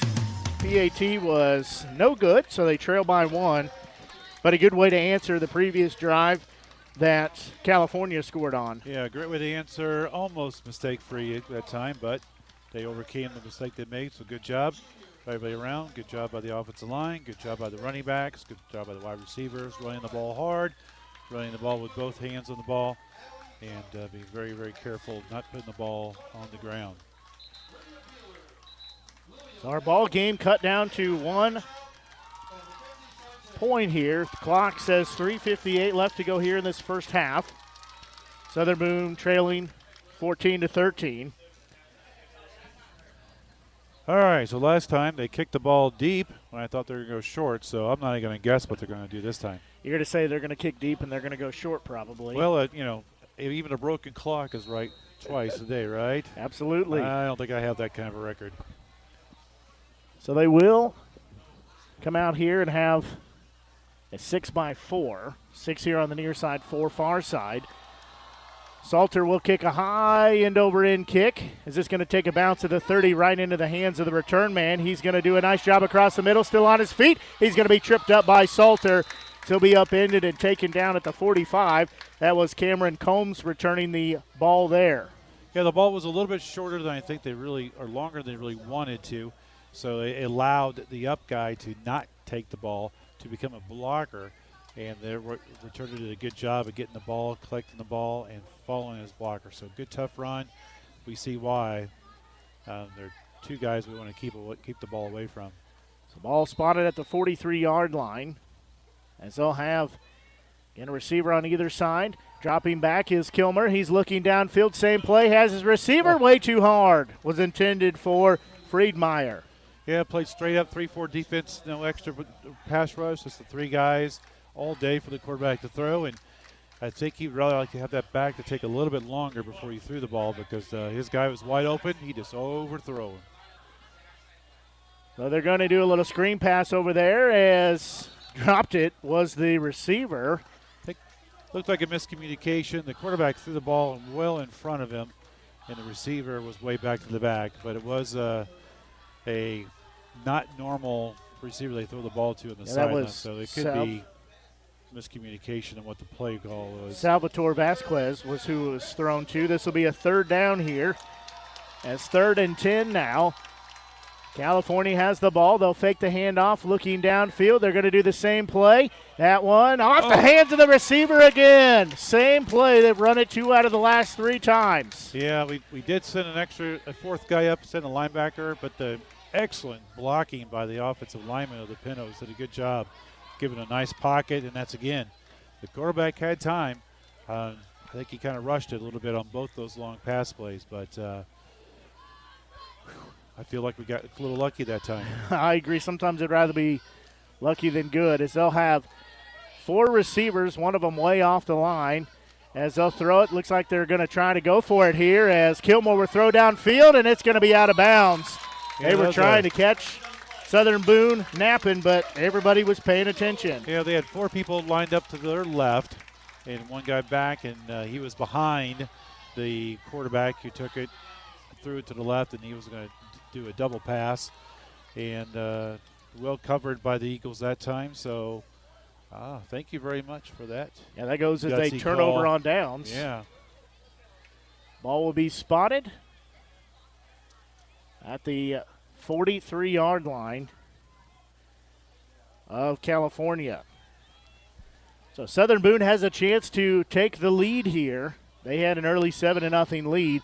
They'll have two receivers, far side wing here on the near side. Taylor will be split off in motion as Evans will keep it himself, quarterback keeper. He's across the 40. He's tripped up there. He'll have short yardage, not too bad. Yeah, empty backfield, trying to get the defense to think we're going to pass the ball, but instead we pull left guard, left tackle to the right and run the quarterback keeper right behind them.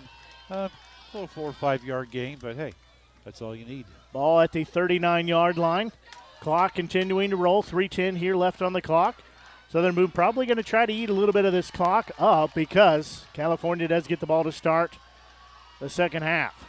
They'll have two receivers top, bunched down here in the middle. Now they'll send them over to the far side. So it'll be a wing as well as two receivers that hand it off to Bowles. He's looking towards the first down marker. Will be down near the 35. Yeah, we started with the tight end wing on the right, moved over to the left, but we got lucked out there. We could have been called for legal procedure. We did not have a wide receiver on the right-hand side there, but quick play call up the gut there, get a couple yards. So about 3rd and 3.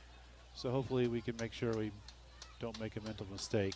Clock under 2.5 to go here in this first half. Again, it's a 1-point game, 14-13 in favor of California. Evans and shotgun, same thing, except they're bringing from the left to the right this time. He's rolling here to the near side, looking downfield, has a wide open Morris at the 20. He'll spin move out of bounds. He picks up about 20 yards there. Fantastic play call, good job, good catch, good decision made there. He was wide open too. Did we only have 10 out there? Somebody blew coverage there. I think we got 11. 2:08 left on the clock. We'll have two receivers far side, one way down here on the near side. Again, Southern Boone going left to right on your broadcast. Well, now there's another flag as Evans trying to get set. I say it's going to be on the Eagles. I think they're calling for mimicking the snap or something with this call. I don't know what exactly it was there, but they didn't like what somebody did. So now it'll be a 1st and 15. Ball at the 25-yard line. Maybe it'll work again. What I said last time, it just gives them 5 more yards to work to the end zone, to work to the corner of the pylon. It worked last time. We'll see if it works this time. They're going to hand it off to Bowles instead. He puts the ball on the ground. He's going to get back on it. He had to crawl for it, but he got back on it. Good penetration by the Pintos defensive line that time. As soon as he was getting the handoff, they had hands in there. Got the ball on the ground. Good job by, was that Teller this time? Good job by the running back to cover the ball. It might have been. Yeah, they're trying to bring in some different looks. Yeah, that was Teller that time to get the ball. Or was it? Nope. It might have been Bowles. It so it'll Bowles. be It was Bowles, yeah. 2nd and very long here. 2 receivers up top, 1 down on the bottom. As looking far side is Evans. He's going to throw a bullet off the hands of his receiver, incomplete. Strike of a pass wide open. Unfortunately, the receiver that time had his eyes downfield. We see that a lot at all levels. Yep. So nice, great pass protection by the offensive line. Nice pass, nice decision made. The ball was right there where it needed to be. Could have been a nice, good 10-yard gain. He was looking to see where he was going to get hit before he ever had the ball. Clock stopped a minute 18. It'll be 3rd and very long here. Evans dropping back, another flag. As they'll run a screen pass, Morris will get it at the 40, trying to work to the corner. He will tightrope in before he's taken out of bounds. Here the fans want a flag there, and there's some words over here on the sidelines.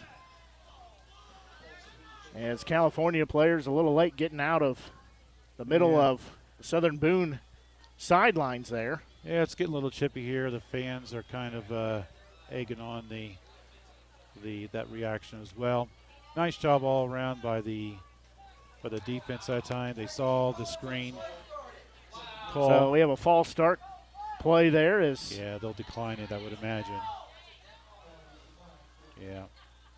So we'll bring up a 4th down now. As again, the Eagles just go in the wrong direction here on this drive, making some mental mistakes. Had 12 penalties, 11 of those have been accepted. So they are going to go for it here. 4th and 23, ball at the 34-yard line. Might see a pooch kick here, too. We got 5 wide receivers, 3 on the top, 2 on the bottom. Evans will be in shotgun. He'll drop back. Now he's going to roll here to the near side. He's looking downfield. He's throwing it up for grabs. Coming back on it. It'll be intercepted as was intended for Morris. And it'll be taken down at the 25-yard line. Again, that's another one of those calls that could have been in the ballpark or pass interference, and a flag comes in way late. Yeah, that's going to be on the coaching staff. I think Coach Ross got that one. Basically, they lined up, decision to pooch kick or throw it. They decided to throw it. They set some pressure from outside linebacker at that time, which they haven't done very often. Number 11, blitz from the right side, our left side, running him out to his right side again. Left-handed quarterback rolling to the right. He didn't get his shoulders turned, threw the ball up. Duck season, as you would call it, which I think it is duck season anyway. And that basically turned into a pooch kick anyway. Well, you know, it looked like there as that was, you called it a duck, it was floundering just a little bit, but it looked like Morris tried to come back for it, but he was grabbed from behind, at least from up here. It looked like he was grabbed from behind and was unable to make any progress towards coming back on that ball, but again, it doesn't really matter what my opinion is because I'm never going to win that battle. Yeah. So it will be ball on the 40-yard line for California as they will have it here with 56.6 seconds left to go here in this first half. They do get the ball to start the second half as Kilmer will drop back. He's looking on the far side, wide open receiver, gets that to Combs as he's going to have about 5 yards there before he's going to be turned around, sent the other way, but he'll still pick up about 5 yards. He had just rushed 4 guys on defense. The Pintos lineman did a good job picking the pass. Nice quick pass in every 3-step drop, quick pass to the right, good play, but the clock still stays going. 33 seconds in counting as dropping back is Kilmer looking towards the corner. He's going to overthrow everybody. I don't know who he was looking for, but his receiver was cutting in. He was throwing out. I think he thought he had a taller wide receiver out there. But another quick pass, mass protection, get the running back in the block as well as the sniffer. Well, somehow they gained a yard, though, because the ball was on the 45. Now it's on the 46. So ball moved forward a yard somehow mysteriously. They're looking on the far side. They'll throw a little screen pass. It will be across midfield. There will be a tackle there in bounds, but the receiver, that's Friedmeier, will get across midfield. It'll be a new set of downs. Quick tunnel screen to the right-hand side to one of their better running backs who did a good job getting the first down, and they're now calling timeout. So California is going to call a timeout with 22.1 seconds left here in the first half. We'll just keep it right here. As Blake Gasaway, joined by Mike Freeze here on the Show Me Sports Network, bringing you the exclusive broadcast coverage of Southern Boone County Eagles football here on the Show Me Sports Network, as well as bringing you softball coverage too. Of course, no games tonight for softball that we have on the air as they're playing down in the Take the Lake tournament down at Max Creeks. Seemed like about 40 teams playing down there. There's about 6 fields worth of games, a whole lot of softball action. I saw Battle was down there as well. Yeah, Nevada was down there. Here it's a fantastic complex down there. I looked at the pictures, and it did look very nice. I'm not much of a baseball, stick and ball guy. I'm pretty much a football, pound it. You know, this is football season. Baseball season's over. So they're playing down there. They've got 2 games tonight. Then it's in pool play. That'll seed for tomorrow on how they play. They're guaranteed at least 1 game tomorrow in that tournament. 22.1 seconds left here in this first half. As in shotgun again is Kilmer. He'll drop back, has some pressure, steps up, looking downfield, and he just overthrew everybody. It was not a teammate of his within about 5 or 7 yards. Yeah, I think there was a miscommunication that time. A pretty good job by their lineman picking up the 4 pass rushers. He stepped up into his pocket, got his feet set, and I'm not sure what he thought was happening. So to bring up a second, and 10, I thought they were going to make up for when they misplaced it earlier because they lost a yard there, but they move it forward. White Hat moves it forward. So 2nd and 10, ball at the 47-yard line. 2 receivers near side, 1 up top, 1 back in the backfield. Now let's split them out here on the near side. As rolling to the far side, Kilmore will overthrow everybody through the hands of his receiver. That was intended for Bryant. Yeah, nice chess game here by Coach Garris. He's mixed up where the pass pressure is coming from. He sent a linebacker in. He also got a smaller number 57's in there. Justin Post is in there at nose guard, giving Noah a good break. Get some fresh bodies in there. It's a good job by Coach Garris mixing things up. The host of receivers up top as Coolmore drops back, looking that side. He'll throw it up. It'll be a first down. Receiver will get out of bounds. I believe that's Bryant over there. Yeah, great job at the Pinto offensive line. They picked up the 4 rushers. Got a couple guys of ours down on the ground, so plenty of time for the quarterback to make a good play. Good catch. Good job getting out of bounds by the Pintos wide receiver. 7.5 seconds left here in this first half. Again, 1-point game, 14-13. Kilmore will be in shotgun. He'll drop back. As looking downfield, pressure collapses. He's going to have to run here to the near side. He's going to be out of bounds and taken down there and expecting a flag. No flag comes in, but at this point I expect anything Southern Boone does to draw a flag. That will take us to the end of the first half. Like I said, anything they do now, it seems like they're going to get a flag for it if they go up and high-five the other I think anyone team. that knows me, I'm one. I give all the respect in the world to the referees. I've thought about being an official in the past, but nope. And that's a good reason why I would not do that. So that'll take it's the toughest job in the world. I agree with that. Doesn't mean I don't disagree with them sometimes. You're allowed to do that as a fan. Absolutely. That's part of the fun of it, isn't it? I'm up here in the press box, so they can't hear what I'm saying typically, so we're all good. But, like I said, that's just me putting a little jab in there that there were a whole lot of penalties in the first half. And that but closes most of those out. were false starts. And this is true. And they were pretty easy to see. This is very true. Yeah. So we go to halftime now as it's a 1-point game at 14-13, Southern Boone Trail in California. We're going to take a quick break and get into our halftime show as you're listening to exclusive coverage of Southern Boone County Eagles football here on the Show Me Sports Network. At Southern Boone School District, our educators do more than just teach. Lives are being shaped for the future before they even enter a classroom. For students to succeed, it takes an entire district-wide team. Our students need you. Join Southern Boone School District's team today, now offering competitive salaries and benefits for all positions. Visit ashland.k12.mo.us and click on the Employment tab. In today's world, injury prevention is at the top of everyone's list. However, heat-related occurrences get routinely overlooked. Zealous WBGT puts that front and center. By using cutting-edge formulas and technology, Zealous WBGT streamlines and simplifies obtaining and documenting wet bulb globe temperature readings. With a simple touch of a button, you can check WBGT anywhere in the world, receiving alerts when the WBGT goes over the threshold you select. Join the stress-free way to protect student-athletes, employees, and overall operations from extreme heat by downloading the free Zealous WBGT app today. Save time, save money, save lives with Zealous WBGT. At Centurion Cares, for more than 3 decades, their focus has been on exceeding customer expectations for contact center software solutions. Their innovative communication solutions include utility interactive voice response software that allows for smart communication features that let your utility deliver superior customer service 24/7. They also provide other streamlined services like automatic call distribution, automated customer callback, reporting, and quality assurance. To find out more about how Centurion Cares can help your business, call them at 727-421-5300 or look them up online at centurioncares.com. Centurion Cares, innovative communication solutions.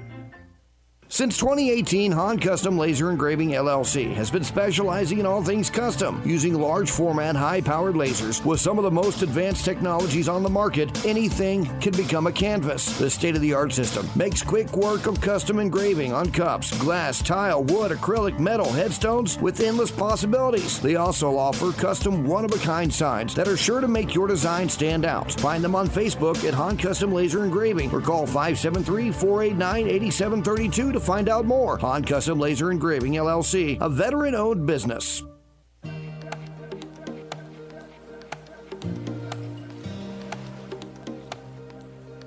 Now the band for Southern Boone County out on the field performing some of the hits of Sir Elton John out there. So they're providing the halftime entertainment as we're going to take a look at your halftime scoring summary as we sit here with a 14-13 California lead as they lead by 1. Southern Boone was able to get on the board first on a 20-yard touchdown pass from Evans to Morris.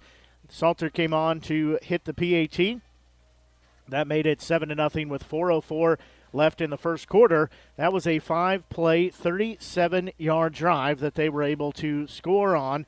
Again, that's set up by an interception that they had by Morris, and he got the touchdown grab. Then California, though, would answer right back on their next drive, as it would be a 6-play, 70-yard drive capped off on a 24-yard touchdown pass from Kilmer to Kilmore, as that made it a 7-7 score with 2:07 left in the first quarter. That would take us through to the end of the first quarter. Then California would score. Took them almost 4 minutes into that second quarter. They would score on a 1-yard touchdown run by Kilmer. The PAT was good. That was a 9-play, 80-yard drive that came with 8:06 left in that second quarter. That put them ahead by a score of 14-7. Then Southern Boone would go on to score as they score on a 5-yard touchdown pass. This was from Evans to Kellen Ash. Again, 5 yards there. PAT was no good. It was just a little bit short, but it was an 8-play, 63-yard drive. That came with 3:58 left in the first half. That put the 1-point lead in favor of California. As then we had, after that touchdown, we had 3 more drives, including a turnover on downs and interception. And then going into halftime as California kind of stalling out on their drive. Some other numbers here for the first half, as 6 first downs for California. For Southern Boone, they have 10. There was 1 fumble for Southern Boone. They did recover it. 1 interception thrown by California. There are 2 interceptions thrown by Southern Boone. In the penalty side, just 2 penalties for California. There's been 13 called, 12 accepted for Southern Boone, I should say. On the third down conversions, there for a while, California was a perfect 5 of 5, but as they stand right now, they are 5 of 8 on third down conversions. They are 0 of 4 on fourth downs. For Southern Boone, for a while, they were 4 for 4 on third down conversions, but they sit right now 4 of 6, by far the best they've had this season in third down conversions. They're 0 of 2 on fourth down. Both quarterbacks have been hurried a couple times. Both have been knocked down a couple times as well. No sacks for either team here in this first half. As we said, it is a 14-13 lead for California over Southern Boone, as the band just finishing up their performance here at halftime. So we're going to take a quick break and be back and get you some halftime scores as you're listening to exclusive coverage of Southern Boone County Eagles football here on the Show Me Sports Network. Attention Eagles fans, here's your chance to help the student athletes of Southern Boone County by becoming a member of the Southern Boone Booster Club. Your gifts help provide all Southern Boone County athletes with a safe and positive experience while attending our school district, and also help purchase items that our sports team couldn't otherwise afford. You can join the Southern Boone Booster Club this season for as little as $25. Membership is open to everyone. Interested in joining? Look them up on Facebook by searching Southern Boone Booster Club or email them at sbcathleticboosters@gmail.com. Let's go Eagles! Creating custom, handcrafted woodworking projects has never been easier. Become a member of Sawdust Studios and enjoy 24/7 access to a woodworker's paradise. Outfit with industry-leading professional-grade tools, Sawdust Studios offers endless woodworking possibilities. Don't have woodworking experience? No problem, as Sawdust Studios offers affordable classes from a community of woodworkers, experienced designers, and master craftsmen. Youth classes are also offered for those junior woodworkers. For more information, search Sawdust Studios on Facebook or find them online at sawdust247.com. Sawdust Studios, your community woodshop. Running out of some of your favorite Avon products and haven't seen an Avon brochure in quite some time? No need to worry. Avon Independent Sales Representative Michelle Carty can help with your Skin So Soft makeup, jewelry, fragrance, and skincare needs. Avon now carries cleaning supplies, clothing, daily essentials, and several small LG electronic items. You now have the opportunity to shop online 24/7 and have your order shipped directly to your front door by shopping with Michelle at mcarty.avonrepresentative.com or find her on Facebook by searching Avon Carty.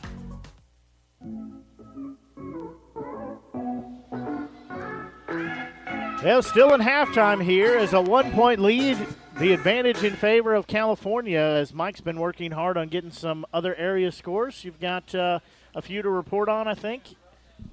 Yeah, this is what I got so far. We got Eldon playing for Sales. Eldon's up 48-6. Eldon's 2-0 on the year, and of course they're in our district, and they're at tops of the district so far. We'll touch base on that here in a little bit. We got Moberly over Winfield 27-7 right now. We got Blair Oaks beating Osage 49-7. Last I saw, Dylan Hare only had one incomplete pass. His own receiver probably dropped it. Hallsville and Booneville got a close game. Hallsville's up 22-21. Another close game. Jeff City and Rockbridge are all tied at 14 apiece. We got the Capital City Cavaliers up over Hickman 21-12. Battle is up over Helias 16-10 so far. Centralia is over Palmaria 7-0. Louisiana is over Tolton right now 20-nope, that's switch.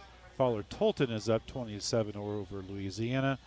And down in Waynesville, Camden Lakers are up over Waynesville 21-0 so far. And I'll be trying to get more scores. Now, we mentioned districts to kind of see where we are in that. Again, Eldon is at top right now at 2-0. They're the only undefeated team right now, and they look to be undefeated again after tonight. Moberly is 1-1, Booneville is 1-1, and Southern Boone are all 1-1. But like we mentioned last week, Moberly does not play any smaller schools. They play a lot of bigger schools. So they are actually in second place right now because of that. Southern Boone and Booneville both beat in the Tri-County Conference. We got Hallsville, we got California, we got Blair Oaks. Yeah, we get penalized for paying Blair Oaks. Does that sound right? That is a broken system. And then you got Mexico and Fulton are both 0-2 so far. So that's how the district seedings sit right now. There are definitely some scores there that are maybe a little bit on the surprising side. You know, it just shows exactly why you suit up and you play the game, though. Right, If I had to pencil them in, I wouldn't have been close at all. Yeah, I thought Helias would be able to handle a battle quite well. But, no, Battles is competing really hard there. Jeff City and Rockbridge are having a nice traditional battle they've had over the years, so it's good to see that. And, and like I said, Booneville and Hallsville, two pretty good teams that we have on our schedule, so we'll obviously get to watch a little bit of that game film at some point. But, 22-21 Hallsville over Booneville last I checked. You might have it in to find out. Yeah, they're still at halftime right now. Okay. Yeah, we've got of course, on our sister channel, the Show Me Sports Network 1 or SMSN 1, we've got the Hallsville game carried on there. Ben and his crew, Ben Schmidt and his crew doing a great job there, giving us coverage for Hallsville as their game very close, just like ours is. Of course, a busy day here for athletics in week 3 for football. As the softball team, I alluded to that, they're playing at the Take the Lake tournament at the Ballpark National. That is at Max Creeks. They had a game at 7:15 and then one, I believe, at 9 o'clock tonight. Play both of those to find out how they seed for tomorrow. So they're guaranteed at least one game tomorrow. It's a single elimination. So you win, you keep playing, you lose. Your weekend starts maybe that much sooner than you'd like. At 4 o'clock, soccer, boys varsity, was at Hannibal. Softball junior high was hosting South Callaway. That was just down a few feet from us here at the softball field. Then 5:30 junior high volleyball was at Booneville. Tomorrow, another busy day. Of course, junior high tournament at California for softball. The junior varsity tournament at Hickman. The varsity at the Ballpark National tournament at Max Creeks. And volleyball has a junior high tournament at Eldon. 7th grade at Osage and 8th grade volleyball will be at Eldon. And then varsity tournament for volleyball, that at California. Cross country, boys, junior high, and varsity, both at Lynn R2 tomorrow. Those starting with the gun at 9 a.m. for them to start racing. Boys soccer, varsity tournament at Hannibal. And, a lot going on tomorrow for sports. Now, of course, my friends at Lake the Ozarks would say if you did, unfortunately, have to lose and go home early, stop on the way back, have a nice dinner somewhere, do a little bit of shopping, maybe check out some go-karts at Grand Rally. Yeah, TC owes me money for that now. Anyway, Hey, you know what? We got should the probably games, send them a bill. Yeah, I'll say we got the games recorded. We're also send them a bill. We're also linked up with the YouTube video. So the huddle service and YouTube that the school uses for games, we've got our audio coming into that too. So if you're watching the game, hopefully you're enjoying watching that. It is a camera system that we don't have anything to do with. It's an automated thing. So sometimes players, like I'm sure Chase Morris, has a habit of running off the screen because it does follow the motion best it can. But when you're a speed demon like he is, the camera can't quite keep up with him quick enough. So. Yeah. But glad to be able to put our audio with that. There's a lot of compliments last week from viewers. I was just going to say thing. Last week was kind of a last-minute kind of test thing, and a lot of people found out about it, and we got a lot of good comments. But we also had a couple constructive criticisms as well. So we found out we're too short to reach the cable. Reach out to us if you any suggestions. You can find me and find Blake on Facebook. Message us, and especially if you need me to talk louder. I've never been told, especially by my wife, to ever talk louder. But last week I was a little on the quiet side, so please, we'd like to hear your feedback. Like to hear anything you want, some special stuff. We can probably highlight some different groupings of players. I kind of wouldn't mind doing that. As you can tell already, I like to give a lot of attention to the linemen. I think the linemen are always the unsung heroes. Absolutely. And I like to give the linemen some credit because they don't always get their name called. But, absolutely. Anyway, but so far, got some good line play tonight by both sides of the ball. It's nice to see a good lineman group out there. And you can find us on Facebook. Just search for the Show Me Sports Network. Give our page a like and a share. While you're there, you can also look up. There's several ways you can kind of follow what's going on with Southern Boone County Athletics, but one of the best ways is to find them at SBC Activities. Southern Boone County Activities, you can find them on there. You can like their page as well. They post a lot of things of what's going on. Of course, we do too. With the Show Me Sports Network. We're also working to archive games on YouTube. I'm almost through football season last year and getting them archived, so it's just a really lengthy process. I got to use about 6 different programs to make it happen. It takes a lot of time, and by far what takes the most amount of time is YouTube taking through and putting it, processing it, and then flagging it where I have copyright violations, meaning it's picking up music over the PA and all those things. Some of these songs, I'll be honest, they claim I've never heard of them in my life. You're always trying to skate the rule, break those I know, rules. right? I tell you what, I know. Get right up to the edge. One thing I will say, in the past year, the district did hire a PR person in Matt Sharp, and he's done a wonderful job for everything, getting the word out for what job openings that Southern Boone has, yes, or what's going on activity-wise, and Coach Tracy's doing a really good job of doing that as well. I'm assuming if it comes from the athletic department Facebook feed, it's him, but it could be Matt. Who knows? So, Matt, I apologize if I'm not giving you the good credit. And, of course, a lot of you know that Michelle Sapp does a wonderful job taking lots of photos along the sideline. So it's really nice. I know when I was a parent a couple of years ago, I had to try really hard. I had to beg the Boone County guy, Mr. Finley, back then to, hey, do you mind taking some pictures of my son, the offensive lineman, if you could. And he did a fantastic job. And, those are memories that you can have forever. So good job, everyone around who does all the extra stuff that kind of gets unknown. The band did a great job as well, too. And the cheerleaders are doing a fantastic job. I really like seeing how they interact with the young girls and the young kids. Right. So it's good to see. We got a good thing going here in Ashland on a Friday night, and it's only going to get better. Now we've got a spot running that talks about that it takes not just the teachers here at the district, it is a whole team here at Southern Boone County to be successful. I can tell you we'll have a new spot starting next week, but one area they're desperately needing help in is bus drivers. So if you have a chance to drive a bus, you don't have to have experience. You don't have to know what you're doing. They will train you. They will pay you. The trips are anywhere from $25 to I think $47 a trip is what it's paying. Flexible hours, again, they will work with you to teach you and get you certified for what you need to do that. But if you're interested, just search, I believe it's SB Schools. And we really are pretty fortunate that as activity, since we're in the Tri-County Conference, we don't have a lot of far trips to make, thankfully. Right, there's going to be a quick kick, tried to onside kick. It'll be covered by the up man at midfield. Yeah, you're right that it does mean there's not a whole lot of travel, but getting those kiddos home, I know they're having to double up some routes, as well as just try not to overwhelm everybody. So if you were interested in that, what a great way to serve your community, help the school out as well. So they would appreciate it. Just go to sbschools.com, org, I can't remember which one, / You can also look them up on Facebook. So quick pass over to the far side. Receiver will have short yardage, as that was Odin catching that. Another quick pass again to get the ball out to the flat quickly to their wide receivers, who are really shown to be really tough.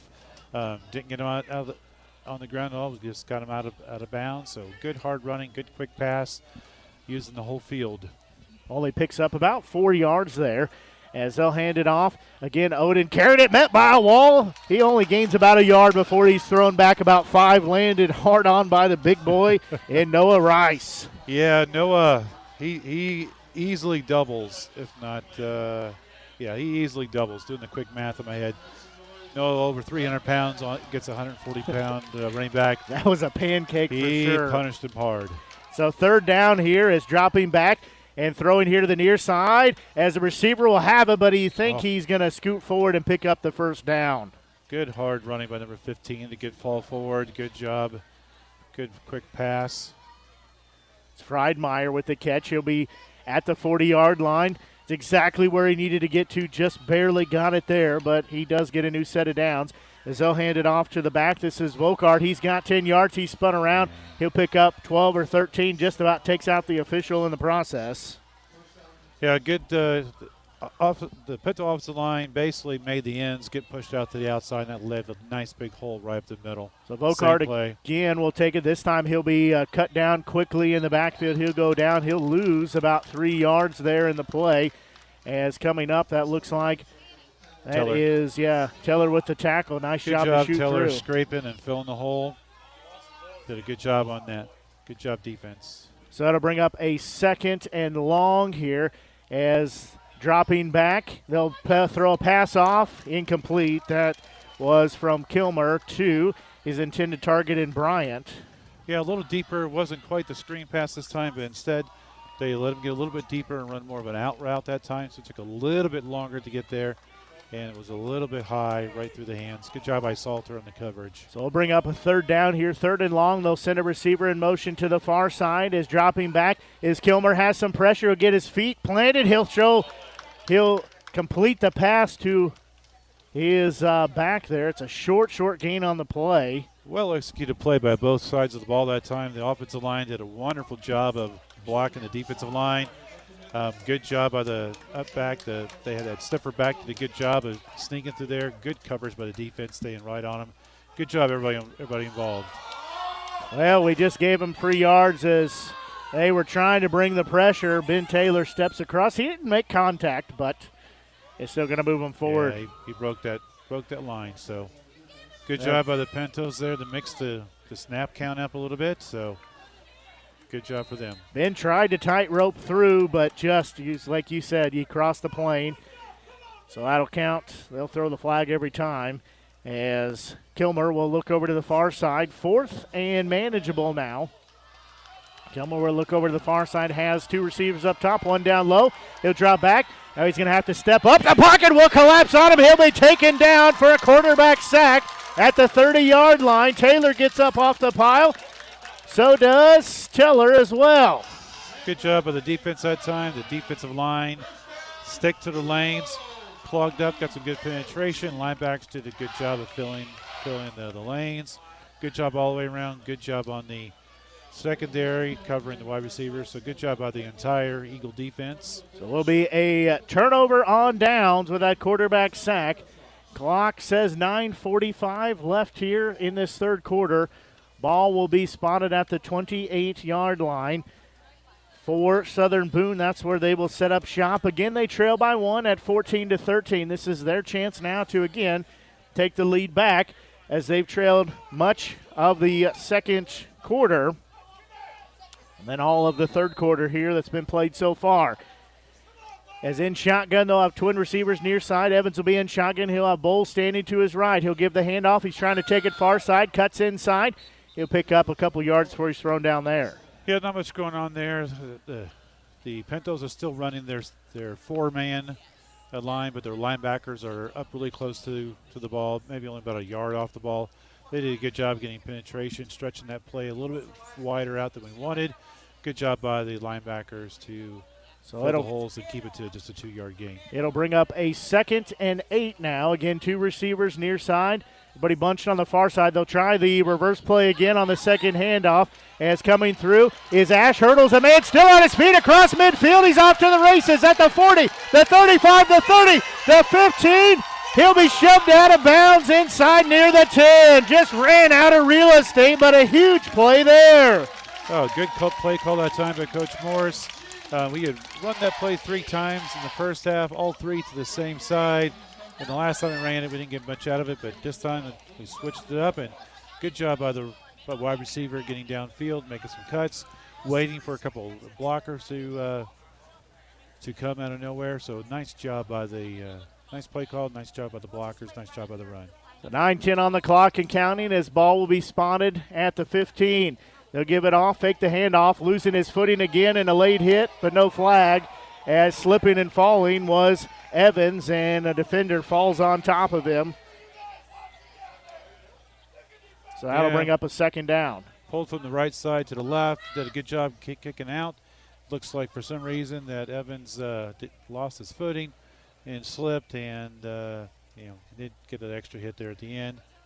No call by the referees. We saw that earlier, almost the same place where he slipped and fell towards that end zone. As clock rolling 8.5 minutes here in this third quarter.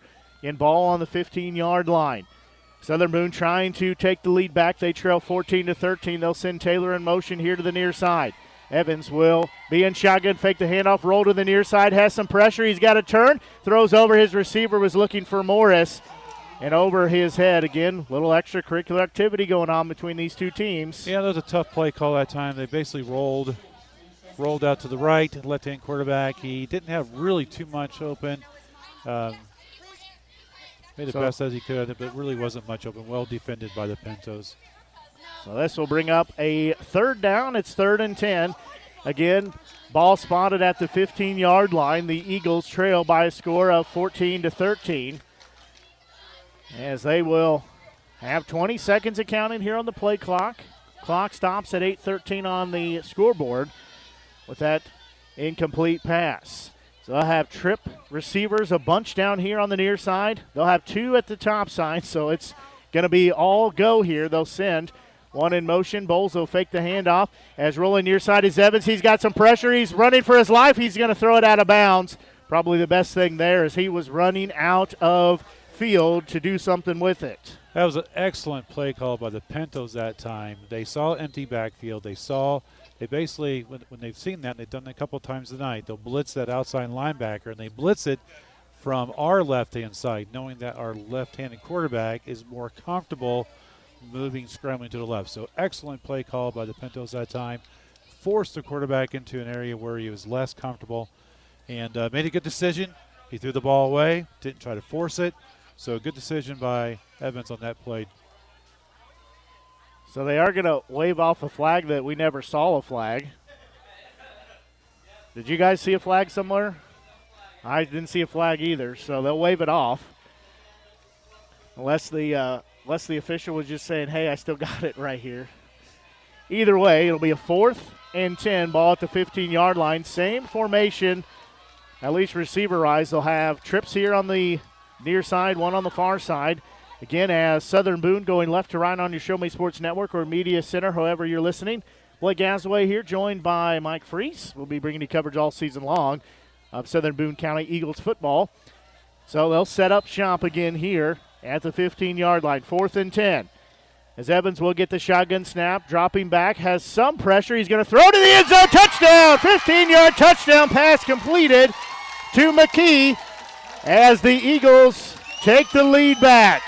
Great play call by the coaches, Coach Morris that time. Basically, 5 wide receivers, Pintos don't play a safety back. They play cover 0, so no safeties back. So this was a nice post.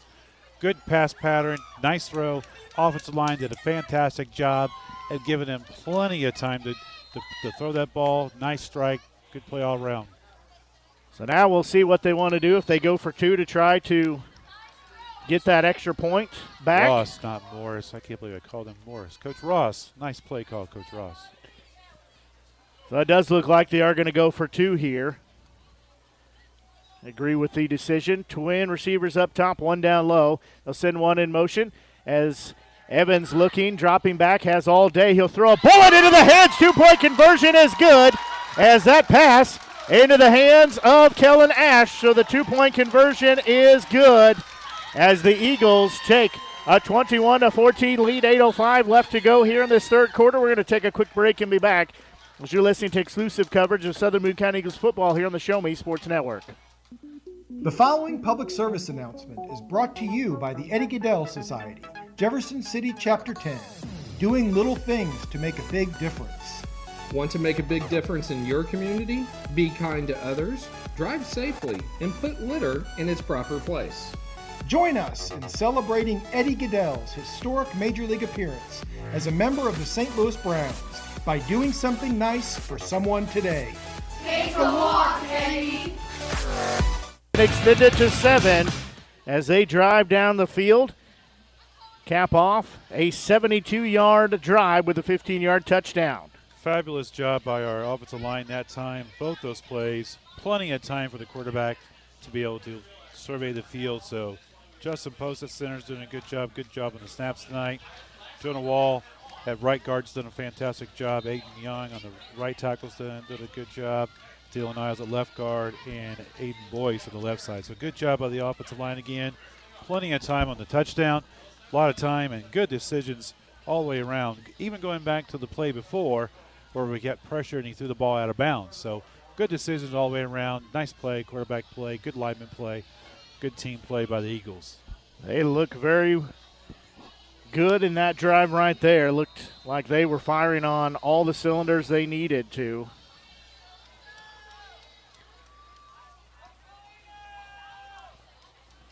They're going to tee it up here. They lead 21-14 now. So Salter will do a shorter kick, almost a little pooch kick taken by one of the middlemen. He'll trip over his own feet or the 35-yard line and go down there. Yeah, the same as last time, but a little shorter this time, and got the third row, got to kick the ball to. And those guys usually are there for their blocking abilities. They're not there for their return abilities, so we saw that right there. And that white line there, 35-yard line, just jumped up and tripped him up. Yeah, that paint is really thick. It is, especially right there. We know it's pretty thick right there. So ball, as I said, on the 35-yard line. That's where California will set up shop. They'll go back to the run game. The running back hurdles the line. I believe that's Odin there. Was that Rice that he hurdled? Noah Rice got off the ball so quick, pushed his offensive lineman back 2 yards, or at least a yard. So the running back had to immediately do like a box jump over the guy. So now they're going to try a little screen pass to the far side. It'll hit the receiver. He's off to the races, and he is probably going to be into the end zone. Nope, he's going to be caught as Morris will catch him inside the 10. Spoke too soon as Morris gets over and tackles him inside the 10 near the 5-yard line. Yeah, great job by Morris not giving up, making that play, because we know it's always not necessarily an easy score from there. But nice play call. They took the running back, motioned him out to the left, empty back, and they looked like they were going to throw the ball to him, but they turned around and did screen back to the right. It's a nice play call by the Pintos. Seeing some excellent coaching from both teams tonight. Well, the Eagles are going to have to burn a timeout here as they had a late substitution. Maybe they didn't get a timeout called. See what the White Hat says. Now they'll have a chance to sub people in. Yeah, miscommunication on getting players in and out. And again, Pintos play fast normally, so they have no risk of having to delay a game call on them. So I think their coach is thinking that the play got off before the timeout. See, So fans of both teams usually have something to complain about in this wonderful game of football, don't they? Well, I think maybe the White Hat is going to say that the ball was not set properly because no timeout called. All right, here we go. Now he winds the clock. Kilmore will be in shotgun. He'll do a quick pass, same play over to the far side. As receiver will have it near the goal line. He'll be short. I believe that was Bryant with the catch. Yeah, they've had good luck tonight with that play. Quick pass out to the flat. And does a good job of catch it and get the ball upfield. So nice and quick. So basically keeps the defensive line out of the game. So Kilmore will be in shotgun again. He'll give it off to Volkert. He's going to step around. He'll be in there for the 2-yard touchdown score. And that's the play they tried to ran a lot on that last series without much luck. And that time it finally popped open and looked like he got in untouched. So he scampers in there from 2 yards out. Boy, all these scores coming back to back. One team scores, and then the next possession, the other team scores. Yeah, the last game or song they played in the stadium was Crazy Train from Ozzy Osbourne. And I tell you what, that pretty much had a feeling we were going to have a crazy end of this game. The kick is up, and kick is good. So the 2-yard touchdown run, PAT, ties us back up at 21 apiece. So now we'll take another quick break and be back as you're listening to exclusive coverage of Southern Boone County Eagles football here on the Show Me Sports Network. Hello, Blake Gazaway here with the Show Me Sports Network. I've had the opportunity to have some amazing calls, including overtime touchdowns, walk-off home runs, and buzzer-beating baskets. But I've answered another call. That's to serve my community as a volunteer firefighter. Stop and think what would happen if your home or property caught fire and no one was there to put it out. Every day, volunteer firefighters not only save lives and property, but also respond to other emergencies. Nearly 2/3 of our nation's fire departments are manned by volunteer firefighters. And because of this, we simply need more volunteers to step up and answer the call. Stop by or contact your local fire department and see how you can become a volunteer firefighter today. I answered the call to serve my community. Will you?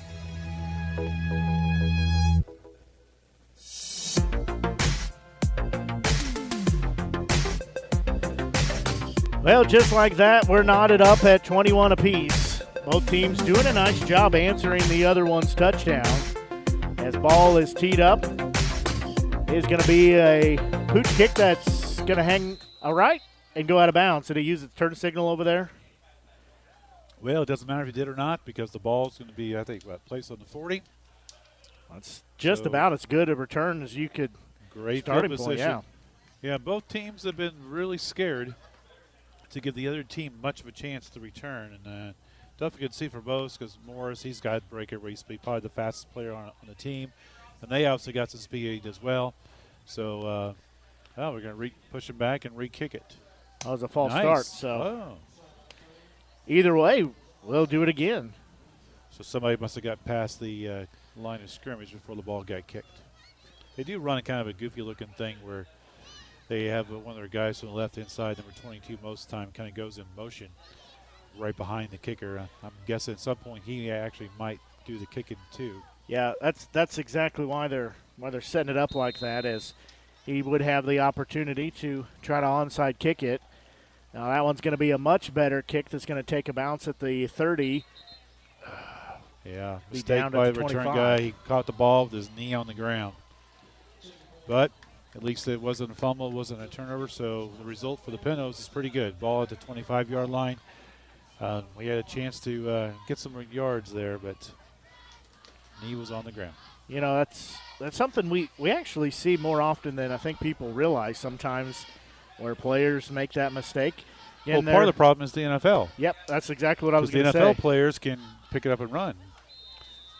Yep, it's just different rules at different levels, unfortunately, and here it won't work. As taking it up the middle is Evans. He's going to make a nice move. He'll be down near the 40, so he's going to pick up good yardage there, 10-plus yards on that run. Yeah, nice call quarterback draw that time.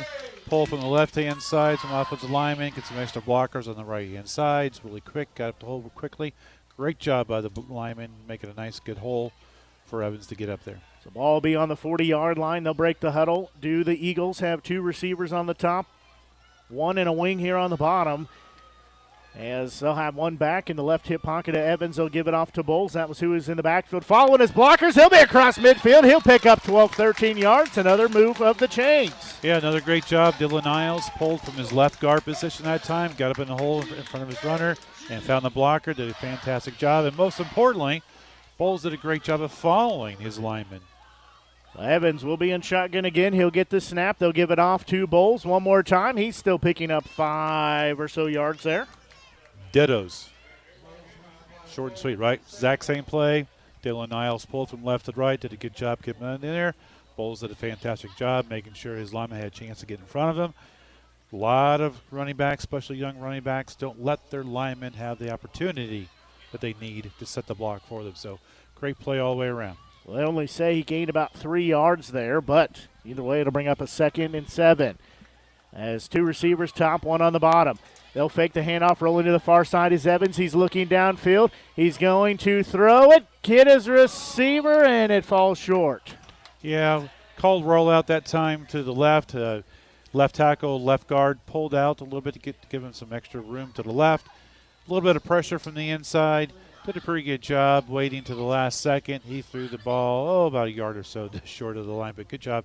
He could have ran it as well if he wanted to, but he does usually have the tendency to let his wide receivers make a play because guess what? They can. So good decision. Ball was a little bit low, but there was a defender that you had to throw over, so not a very big window to get the ball in. So nice try. It'll bring up a 3rd and 7 now. Eagles are 4 of 6 on 3rd downs. This will be their 7th 3rd down. Trips up top as pump fake over that way. Evans has got to roll to that side. He's going to have to get rid of it. He'll just keep it, and he'll be down tight roping near the 1st down marker. They'll say where he went out of bounds. Will be near, the 40? It looks like it's a little short. That's the rare time where the offensive lineman did not do 100% their job and got a little bit of pressure, and that made Evans, pressure, decided to run the ball, and that time he decided to keep it. Got some good yardage, but about 2 yards short. So good defensive call by the Pintos there to cause a 4th down. So I believe they're full house under center. Oh, my gosh. They are stacked up tight. Have a 3 in the backfield. I think this might be some version of a punt, but we'll see if I'm wrong. I probably am. As it'll be 4th and about 2, a long 2. As he'll give it off, trying to work his way up the middle is Bowles, and he did not get anywhere but back to the line of scrimmage, maybe lost a yard, turnover on downs. Love the trickery, love the idea, love putting things up, but ultimately we're not a full house backfield team. We're not under center team, so a little bit hard to be excellent at that. Excellent job by the Pintos there. And keep in mind, remember, they run a 4-man line. They cheat those linebackers up. Full house, they're cheating everybody up. So good job by the defense of the Pintos there to plug the holes and cause no gain or loss. So ball will be on the 41-yard line for California. We're tied 21 apiece. As dropping back is Kilmer. Now he's got to step up in the pocket. He'll be wrapped up and taken down. As coming through there, that is Big Noah Rice. Yeah. There's a play they ran earlier where they ran the running back to motion to the left. They act like they're going to throw it to him. Last time they made a quick screen, but they're trying to get the ball deep this time. Well covered. Good job by Noah not giving up the play. And very, very fortunate by the quarterback that they called the play dead so he didn't get planted on the ground. Another great play by the defensive line and Teller with a great job filling in the hole and making a great tackle. Short gain there on that run play. Yeah, Noah was looking for another pancake. We've already seen him have a couple here today. He was looking for number 3. As they'll split off their running back here on the near side. Dropping back is Kilmer. He's looking downfield. Has a receiver, overthrew him. That's the play they were trying to run when Noah got the sack. But much better job by their offensive lineman. And the wide receiver was open, just overthrew him. That has been a very fortunate break most of the day today for we've had at least 3 or Southern 4 of Boone. those. Yeah. Been overthrown wide open wide receivers. So it looks like they are going to have to punt it here. At least that's what they're lined up for. As Chase Morris will drop back to his own 30, just outside his own 30, and to return the punt. So 4th and long here, 4th and 16. It'll be a decent punt away from Morris. As it'll take a bounce. He'll retreat at his own 20. Take it there, working near side. Makes one man miss, runs into his own player across the 30. Down about the 32-33. Nice punt by the Pintos. Good job by Chase Morris to pick up the ball and get some good yardage after that. About 8 yards or so after he picked the ball off the ground. But nice good punt by the Pintos. So the ball will be spotted at the 33-yard line of Southern Boone. So we're tied 21-21 here. 4:27 left to go here in this third quarter. And Southern Boone started off with the lead. Then they trailed by 1, but were able to get a touchdown and a 2-point conversion. Then the Pintos were able to match them, tied up at 21 apiece. As 2 receivers up top. Now they'll relocate the running back. That's Bowles. He'll get the handoff, 2 hands on the football. He's got about 3-4 yards there. Yeah, it's the same play the last series. Ran a couple times where he pulled Dylan Isles from the left to the right. But that time their defender, their outside linebacker, did a pretty good job of coming inside to limit that gain to only 2 or 3 yards. That'll bring up 2nd and 7. Ball just across the 35-yard line. Clock rolling, under 4 to go here in this third quarter. 21-21 the score. Evans will be in shotgun. Again, they'll give the handoff to Bowles. Now they'll give it off to Ash as they're trying to reverse around, and it'll pick up short yardage, but not much. Yeah, it's the 5th time we've run the reverse. If you recall, the last time we ran it to the left, the first 3 times to the right. And each time we run it to each side, it gets a little bit less. So the Pintos are making good arrangements. Their players are doing a really good job of recognizing plays they've seen again. We've now seen that 2 plays in a row where they're doing a good job there. So 5 yards gain on 2 plays there. So we might need to come up with something different. So it'll be 3rd and 5 here as Evans will drop back, looking near side. He's looking downfield. He's going to hit Morris. Got the first down. Makes one man miss. He'll have a couple extra yards there as he dives towards the 50-yard line. Nice job there. That was an excellent route as he set up to have the first down. Extra was even better. Yeah, that time we ran trips to the right, and for some reason they only had one guy about 5 yards off. The other 2 were further off, so certainly good play call to work that in. On the right-hand side, shallow side, good throw. And, again, excellent line blocking, pass blocking for the lineman. Did a good job. Plenty of time. He got his feet set, got his shoulders turned properly, and threw his strike. Then he made – and then the receiver did what he's good at, making the first person miss. So twin receivers on both sides as a whistle and a flag. And another false start. Yeah. Got some substitutes on the right side of the field. And one of them just wasn't set correctly that time. The only thing I saw was the defense pointing somebody out. I guess they were pointing out that. They were pointing out that someone moved, yeah. So it'll be 1st and 15. Clock stop, 2:43. Now it'll start rolling.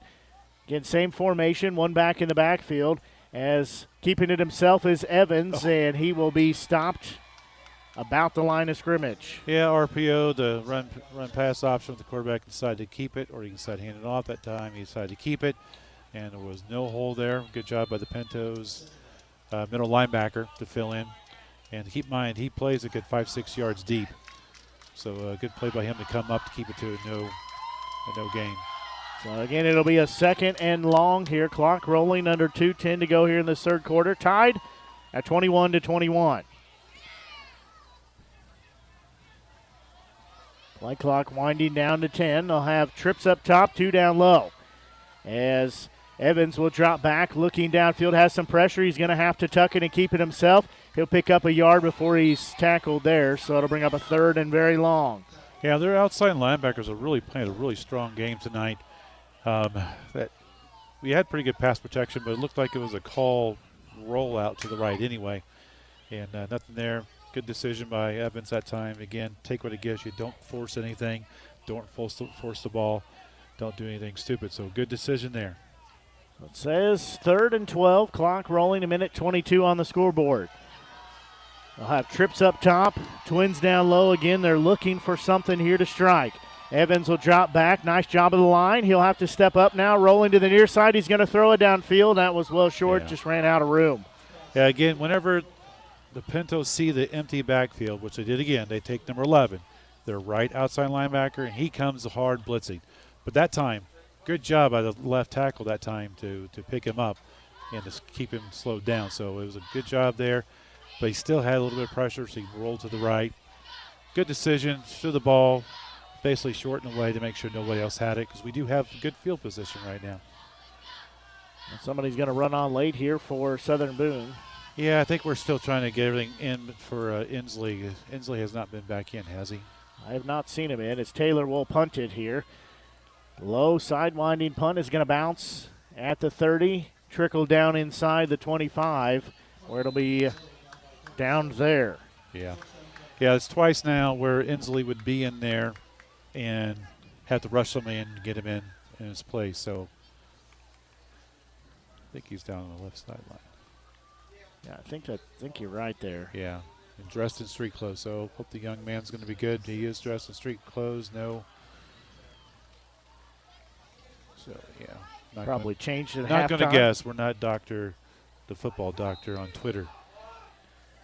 So it'll be 1st and 10. Ball at the 24-yard line. His handoff up the middle. That is Volkert. Not much doing there for him. Nice job, the defense, to swallow him up. Great job, Dylan Niles. He did a good job of shedding his blocker and getting a good wrap up.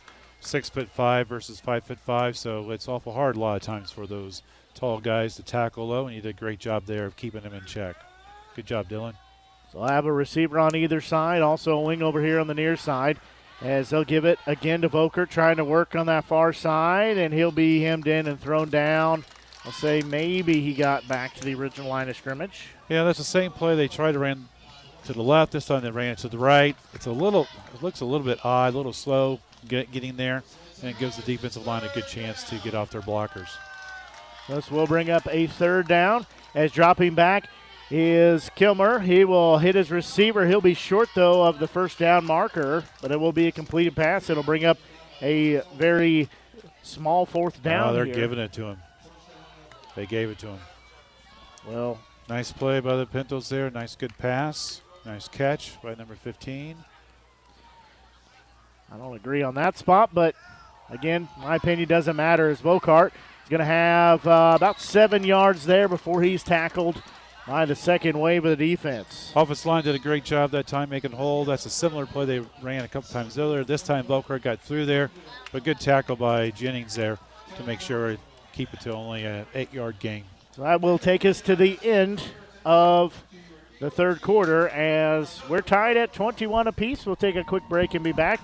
You're listening to exclusive coverage of Southern Boone County Eagles football here on the Show Me Sports Network. Hi, I'm retired Army Sergeant Trent Dirks, and I want to tell you about an organization that saved and changed my life forever. Retrieving Freedom provides highly trained service dogs to veterans with disabilities and children with autism, absolutely free of charge, thanks to the generous donations and support from people just like you. Experts from Retrieving Freedom help throughout the entire process, from fostering programs through service dog placement. Retrieving Freedom gave me the skilled service dog Tracer, who has been my best friend and my lifeline. To find out more about how you can get involved, volunteer, foster, or to donate, visit their website, retrievingfreedom.org. Retrieving Freedom, changing lives through the training and placement of service dogs for veterans with disabilities and children with autism.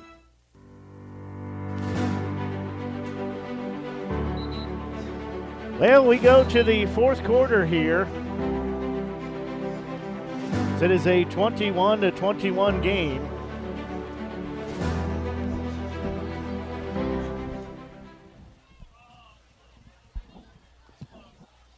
As we'll switch sides of the field here. I think a run pretty exciting 4th quarter here, but since it is tied 21-21, that's easy for me to say, isn't it? You know, it's been a good game so far. This will be the 6th play of this drive, as it'll bring up a 2nd and short. Nice job of the defense to shoot through there. Yeah, Dylan Isles again, he did a good job. He was unblocked that time from the right-hand side. The ball was going to the left. They're gambling that the right tackle is not, right end's not going to be able to get there, but Dylan did a good job making sure where the ball was and trailed it from behind. So 3rd down here. They'll throw a little screen pass to the far side. It's a nice job coming in and making a good tackle there. Otherwise, that would have been a 1st down. However, there's an Eagle down on the play. Salter in on the tackle. Fantastic job by the defense that time. Also the secondary. They run that screen pass a lot tonight. Many times it's gotten a good 10, 15, 20 yards. But that time it was a good play call for no gain there. Coming off is Dylan Niles. He did get up and walk off on his own power, but he's going to take a chance here to recompose himself, get a little water. So we'll bring up a 4th and we'll say 3. Ball spotted at the 41-yard line of the Pintos. The defense has got to find a way to get it back here. Trying to draw him off sides. Nice job to stiffen up as Kilmer will not be able to do so. We'll have a timeout called. That'll be coming with 11:18 left to go here. I think that timeout might come back to haunt them a little bit later on. That is sometimes what happens. So we'll take a quick break and be back as you're listening to exclusive coverage of Southern Boone County Eagles football here on the Show Me Sports Network. At Southern Boone School District, our educators do more than just teach. Lives are being shaped for the future before they even enter a classroom. For students to succeed, it takes an entire district-wide team. Our students need you. Join Southern Boone School District's team today, now offering competitive salaries and benefits for all positions. Visit ashland.k12.mo.us and click on the Employment tab.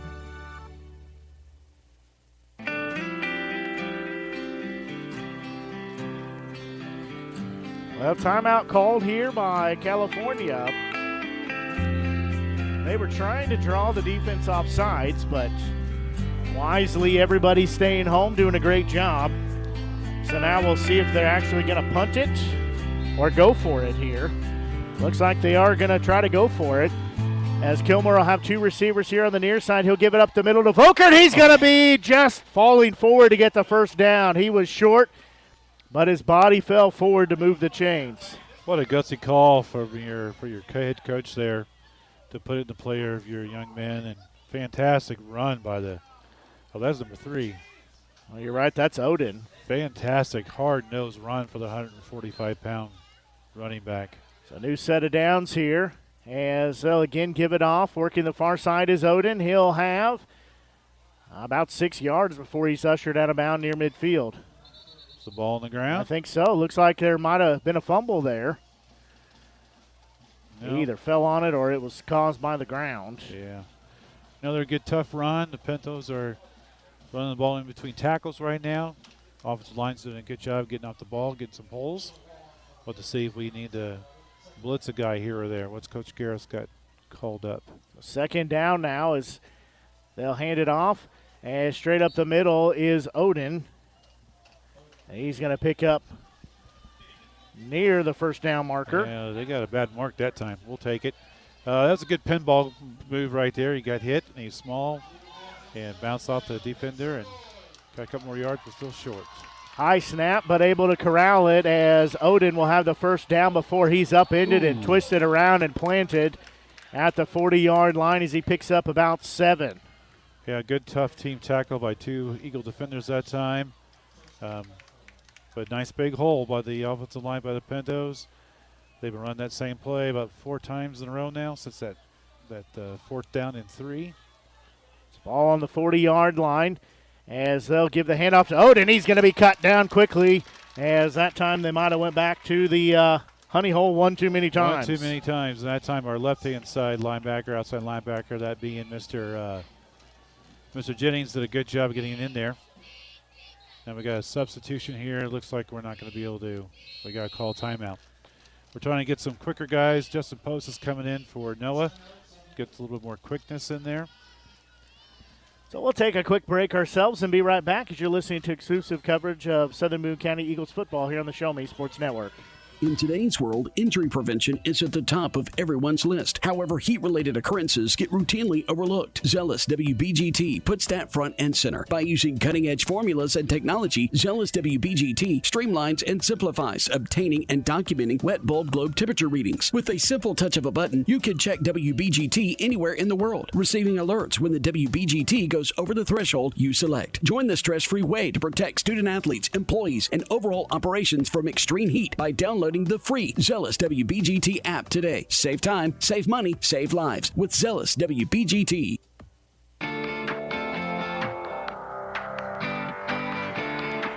Yeah, Southern Boone County has to call the timeout. Like I said, trying to get some changes there on the defense for them and unable to get everybody in time. Yeah, the Pintos have found something where they're getting some holes, so we're switching out some players, get some people in with get a little bit more rest. And unfortunately, since California plays so quick, we had to burn the timeout, and that might hurt us. Into another game. 2nd and 11 here as they'll split out way outside. They're splitting off. Volker looking downfield, receiver wide open. It's going to be a touchdown as he walks into the end zone. That is Bryant as it goes as a 41-yard touchdown pass. They've been trying that play 2 other times. They take the running back, motion him out to the far to the one side. They try to go back to the other side. That time, wide open by 5-7 yards. Quarterback did a good job getting his feet set, getting the ball up there, and touchdown. They've been trying to mine that all night, and it finally struck gold for them. You're right. They have worked on that a whole lot. Now they will come on to try the PAT. The snap is down. The kick is up, and it looks good, and it is good. And California regains the lead. They take it back at 28-21. We'll take a quick break and be right back as you're listening to Southern Boone County Eagles football here on the Show Me Sports Network. Last Sentinel Firearms is your federally licensed and registered Type 7 FFL manufacturer dealer in Missouri, providing quality products to all types of sports enthusiasts, law enforcement, and individuals across the nation. Orders are currently being fulfilled, offering custom-built pistols and rifles from the AR platform made right here in Missouri. Visit their website at lastsentinelfirearms.com or call them at 417-684-7202 to find out what they've got for you. Last Sentinel Firearms, you are your last line of defense.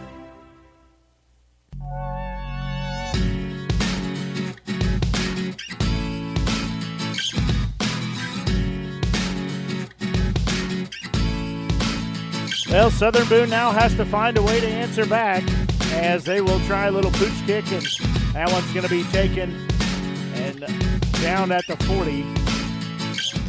Probably a good move right there. Yeah, I don't quite understand what they're trying to accomplish. They've had pretty good luck kicking to 85, the sophomore, and that time they decided to kick it high and short, and our quarterback catches it and gets 5 more yards, and we get the ball on the 40-yard line. Thank you very much, Pintos. So they say it actually is spotted at the 39, so they didn't give them as good a spot as what we thought they would. So 2 receivers up top. Bowles will be in the backfield as they'll fake the handoff, quick pass to Morris. He's trying to make one man miss, stiff arm there. He'll pick up about 5 yards or so. Yeah, nice quick play. They got a tight end wing to the left, and so far doing that, we've been running a little different plays at times, so nice mix up in play calls. And what you're seeing now is basically our best player against one of their best players. Good job by number 7 on their side, but we'll take that 5-yard play every single time.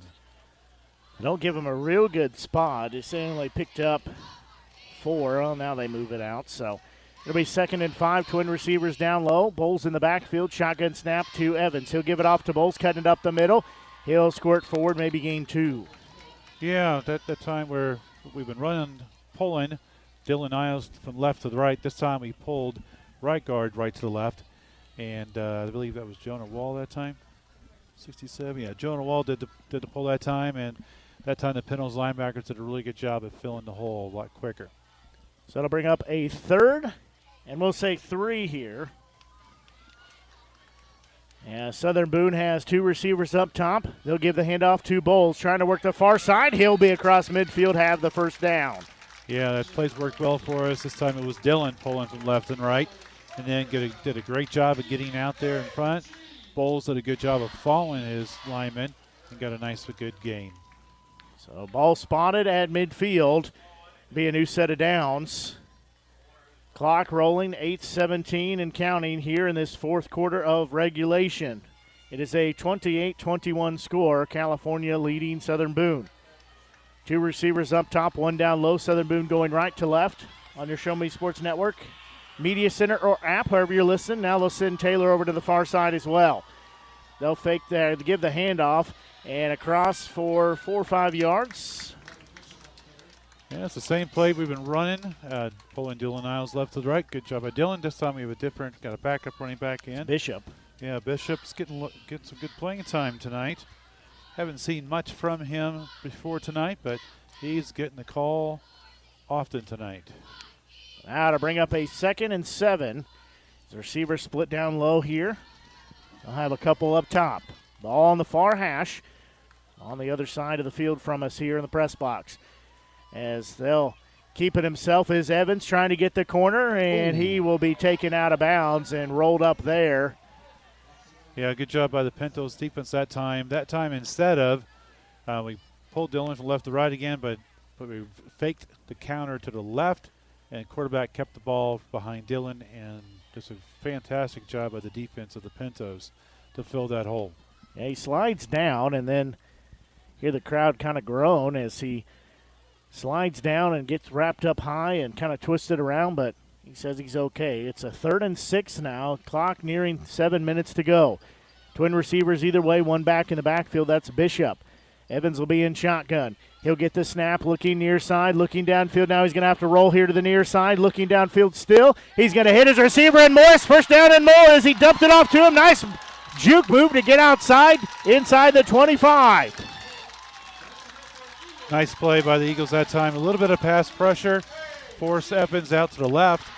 And again, that's the way we want him to go. I believe there is an injured Pinto player. Somebody got lit up on that play. Yeah. Great job by the quarterback, making a good decision. Good hard throw. Good catch by the wide receiver. Like you said, made a good juke. And into the play. I believe that's 44.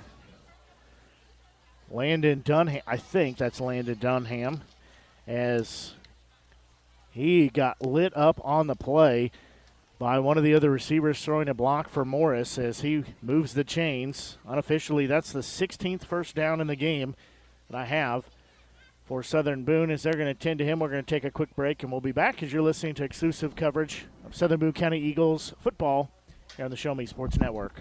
At the Boone County Journal, we're with you all the way. We know that you're more than just a subscriber. You're an employer, you're a parent, you're a neighbor. Most importantly, you're a community member. It's our goal to provide you with the latest news, sports, opinions, obituaries, classifieds, and more to keep you informed about your community. To find out more about the Boone County Journal or to subscribe, call 573-657-2334 or visit bocojoe.com. The Boone County Journal. We're with you all the way.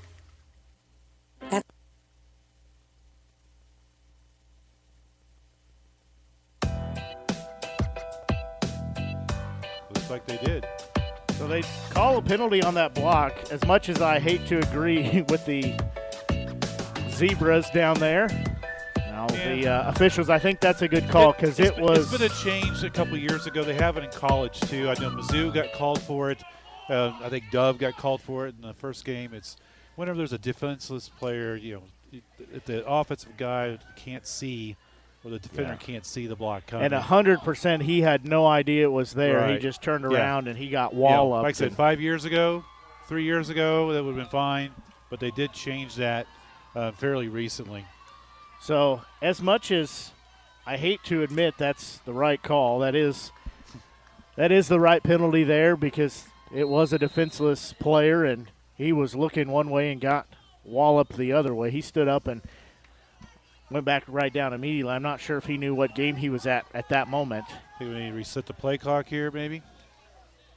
Well, now they're going to have to rush the play as play clock at 5. They'll have twins either way. Dropping back is Evans. He's going to have some pressure. He's going to be taken down for a sack. What a hell of a play call by they have not been blitzing that guy hardly at all tonight. And again, they don't blitz a lot to begin with. At least that's what our scouting report told us. So that 63 from the left side. They've been blitzing Levin quite a bit to kind of get Evans off to his weaker side to his right. But that time they blitzed from the right. Nice, good mix-up. Great play called by the defensive coordinator for the Pintos. So we'll bring up a 4th and long now as Taylor will be on to punt here. Said that penalty, I hate to see it called, but that is the right call, trying to keep players safe, and that was a defenseless player running downfield. So there's the snap. It's a little low. Taylor gets it. He'll get a good punt away. Beautiful sidewinding kick. The return man will just watch it go over his head. It's going to bounce near the 20. Nice kick that time by Taylor. Good job. Good bounce. All right, let's see.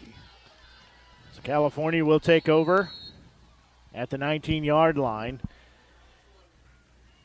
Clock stopped. 5:46 left to go here in this fourth quarter of play. As California 28, Southern Boone 21.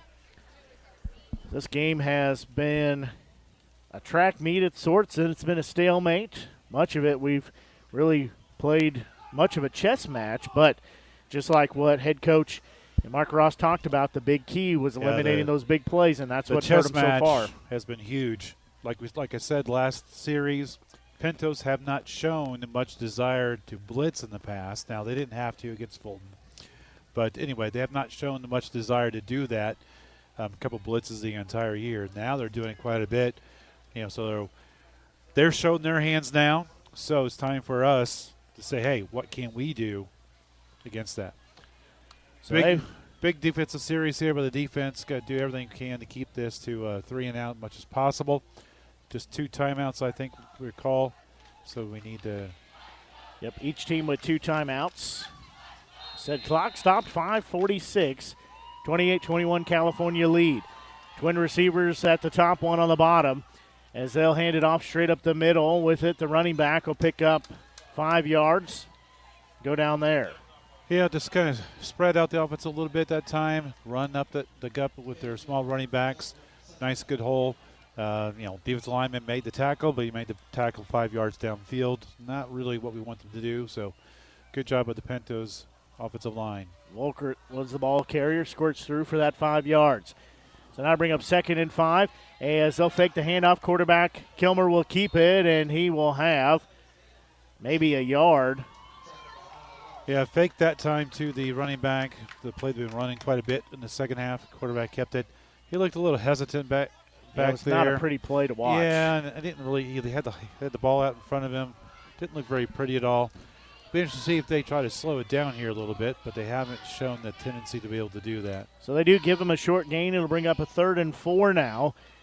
As everybody will look over to the sideline. Play clock at 20, so plenty of time. 44 comes back into the game. So I'll have 2 receivers down low, 1 up top. As they'll get the snap, dropping back, looking downfield. That's the play they got burned on before. That pass is going to be incomplete. Yeah, well covered that time by Salter. Nice redemption play there. Good job. Did a good job of keeping the receiver in front of him. And when the receiver broke in the middle, he stayed right on him and did not. So good play. Secondary. It was a simple downfield, more like a curl in on that time. Clock so good job. Stopped. 4:31 left to go here in this fourth quarter of action. It looks like they are going to have to punt. At least they're lined up that way, as Ash will be back, so will Morris. So they're going to punt it here to the near side, and it's going to bounce out of bounds near the 40. Great field position for the Eagles. Should be, all right. That's about right. Okay. He started way out there for a second. But he did, the whole hand thing up in the air as you go on the sign. Good job. Referee's got that one right, I believe. Great defense by the Eagles there. Basically 3 and out that time. I think it was 3 and out. So good job by the defense.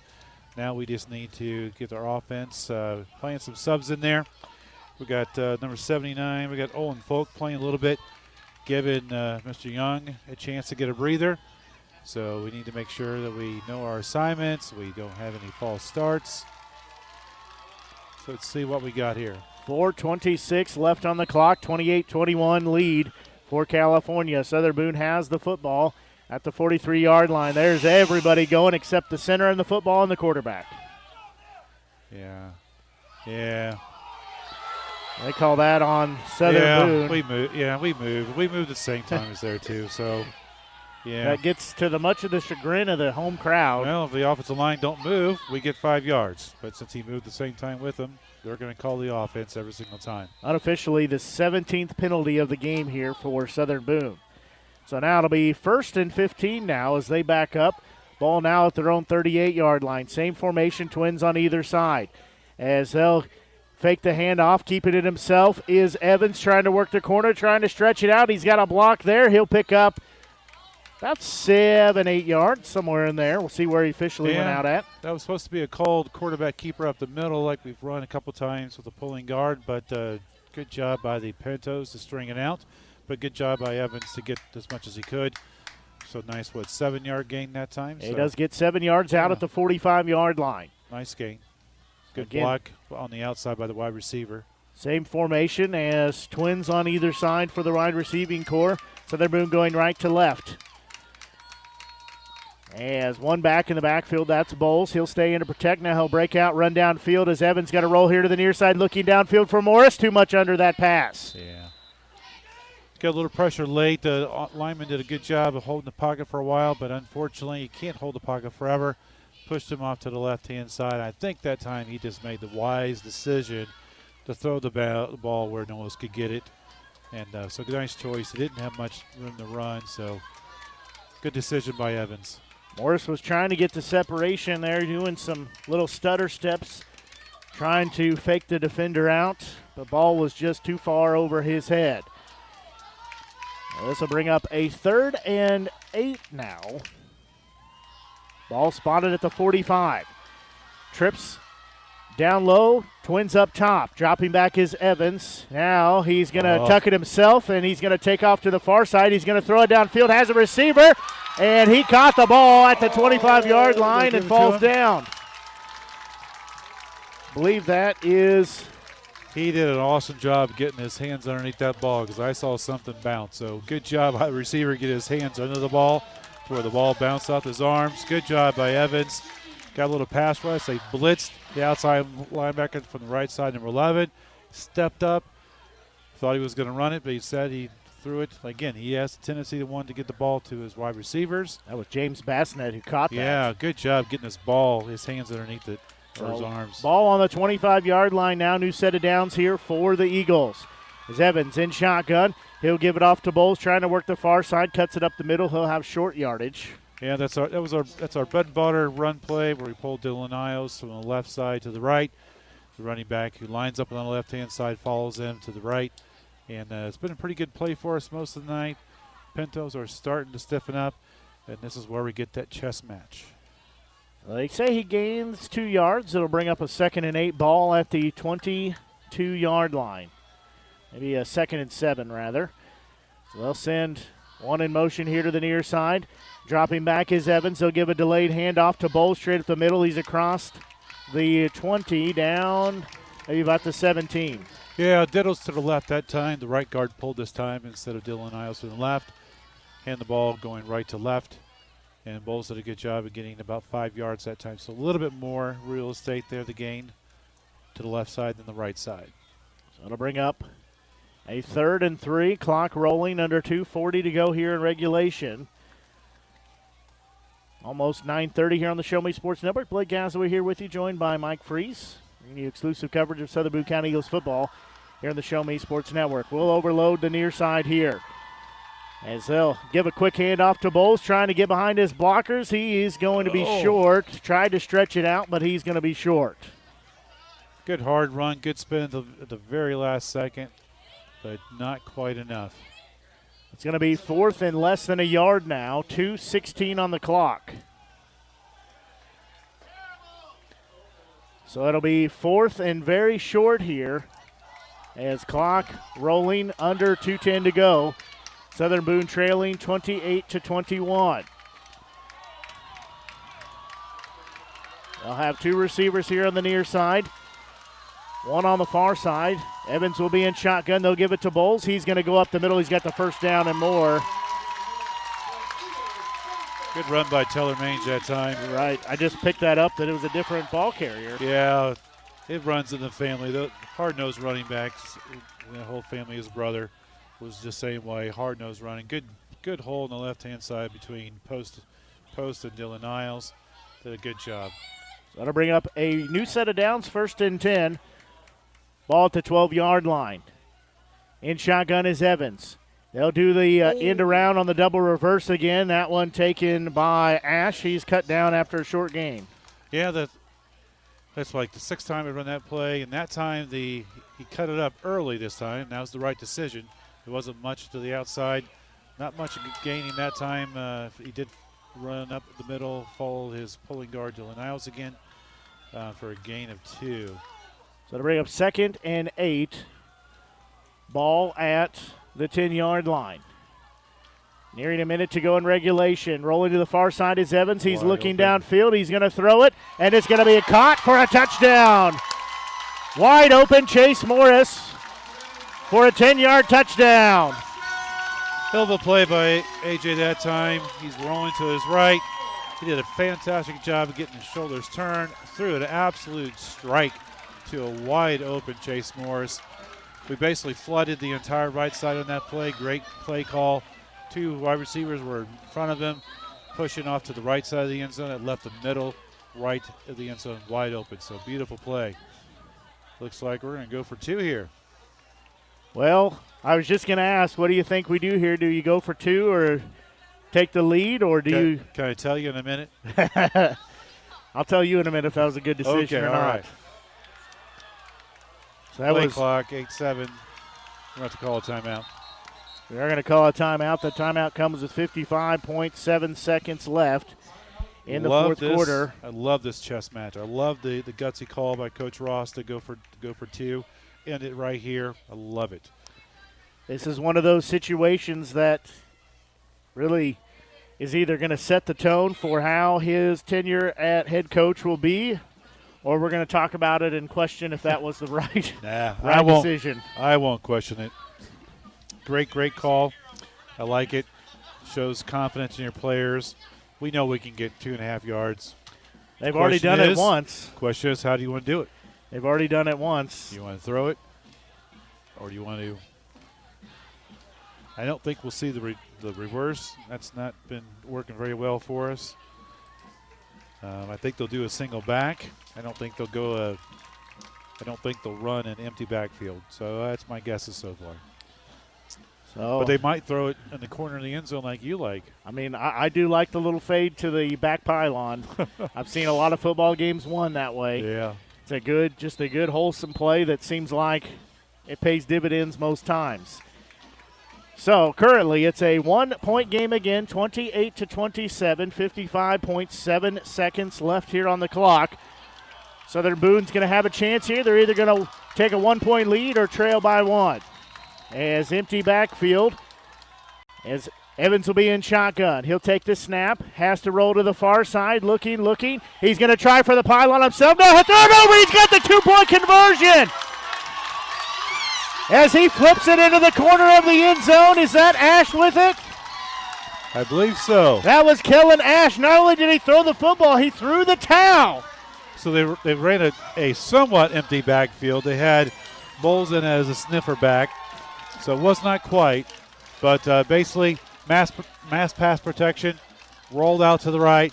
Give your quarterback, who has the ability to make good decisions. He's shown it all night, all season so far. Made a great decision in the last minute, pulled the defenders up to him, just kind of tossed it over. Defenders weren't quite sure. And that's what happened last week, too, if you recall. That's what they got the go-ahead touchdown. It did, yes, you're right about that. Yeah. So Southern Boone takes the 29-28 lead. In a gutsy 2-point conversion. They are 2 of 2 on 2-point conversions here tonight. That play, they just need to add that to their playbook. I think it's in the playbook. It is now after last week for sure. So Morris will tee it up here. I don't think the towel counts for anything, though. It was very dramatic to say the least, but he was trying for that corner of that pylon and saw his receiver. They're rewarded with the lead. Salter's going to kick a little pooch kick. It's going to take a bounce. It's going to go through a man's hands, and it'll be covered at the 30. All right, 70 yards. Well, their place kicker has not shown much distance, so I think they got to go at least 60 yards to have a chance for a field goal. And I believe they have 2 timeouts. Yep, 2 timeouts. 2 timeouts. We have 1 timeout. 54.5 seconds left to go. I was On the Southern Boone defense, I would be paying attention to the play they've been running all night where they run a little screen pass up top. They're already playing deep, about 5 yards deeper than what they have been. They are going to run that play. They'll throw it on the far side. As Bryant has it, he'll pick up about 10 yards. Now he's got 15, close to 20 as he's at midfield, but he did get tackled in bounds. Nice play.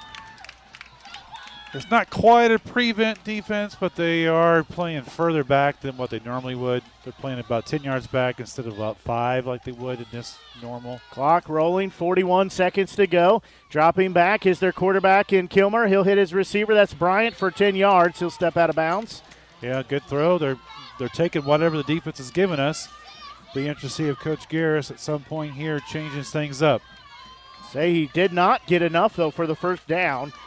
He only got 9, so clock stopped, 35 seconds left here in regulation. Whistles and a timeout called by Southern Boone. Didn't like something out there, so they got to burn a timeout. 35 seconds left here in regulation. They lead by a score of 29-28. Wouldn't be surprised if we saw some pressure here. We did it. Garris called the pressure a couple times last week, and it worked out really well. We have not done a lot of pressure in the second half here. I would be surprised if we did that. Got to get some pressure on them because they've basically had 2 plays now where they've picked up about 25 yards and only taken, 15, 20 seconds off the clock? Not much off the clock. About 20 seconds off the clock here. And they still have 2 timeouts left, so I don't think not getting the first down is that big of a deal at this point. Question is, what kind of leg does their kicker have? So the defense being called upon again here. Their team leads by a score of 29-28. California, though, has the football, trying to march down the field. Ball on the 41-yard line. Kilmer will be in shotgun. They'll decide to run it as he'll give it off, and through the first line of the defense is Volkert. He's going to be down inside the 35 before he is tackled there. It will move the chains. Quick hitting play that time. We did blitz a linebacker from our left side, but they ran it to their left side, so that worked out really well for them. 26.1 seconds on the clock. Now they wind it as it counts down. Dropping back is Vilmer. He'll look downfield. Same play, wide open receiver. He'll be tackled inside the 15. That was a beautiful play by their quarterback. A little bit of pass rush on the inside. He rolled to the left, could have ran it, decided to throw a strike, and what a good pass that was. Clock rolling under 12. Kilmer has some pressure. He's going to be taken down to the backfield at the 25. That is a quarterback sack. That is Jennings with the sack. Yeah, Jennings blitzed from the left-hand side that time. It's the right call there. Good job by Garris, getting some pressure from the quarterback's right. And unlike last time, he didn't have a chance to make a good decision, good pass. He was looking to the far side the entire way. Did not see it coming as he is taking. That's a huge loss. Yeah, I'm still surprised they did not call a timeout there because they got 2 timeouts, right? It was they have 2 seconds, so that was a very fortuitous play. So we got Coach Tracy out there. He's no longer a coach. Talking to the headlines. I think they're going to add official. I think they're going to add just a little bit to the clock, maybe. Yeah. They're going to add 2 seconds back on, make it 9 seconds. A great job of Jennings to come through there. That is about the most timely sack we have had this season. Yeah. Not only great call by Coach Garris there. Yeah. Unblocked all the way. Yep. Makes it a second and very long. Second about, 17, 18? Yeah, second and a whole lot. But at this point, if they still have a timeout, I don't know if they do have a timeout or not. It's a second and long from the 24-yard line. Kilmer will be in shotgun. They add 9 seconds on the clock. They add 2 seconds back.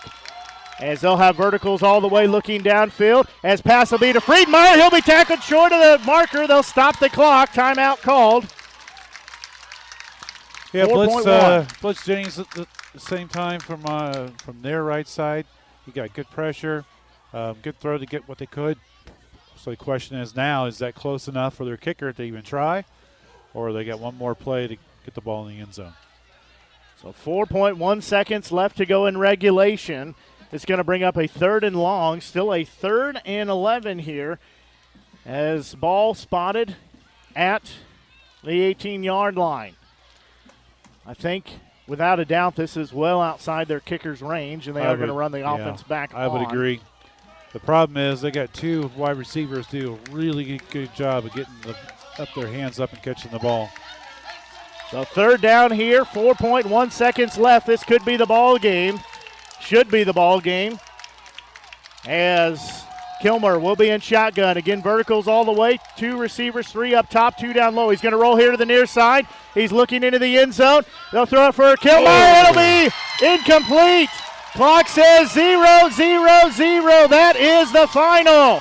As Southern Boone wins by 1 at 29-28. Oh, my goodness. Let's have a party. Where's the fireworks? Coach Tracy's running out there now to do them. What a great defensive play call that time. Great job by the referees to let them play. Nice play call. Good call actually on the Pintos. I like what they did.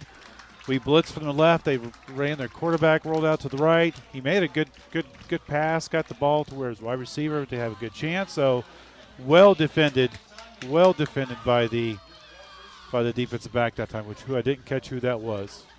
Well, we are going to take a quick break and be back as the Southern Boone County Eagles hold on and get the win as they win by a score of 29-28. We're going to take a quick break and be back as you're listening to exclusive coverage. There's the fireworks.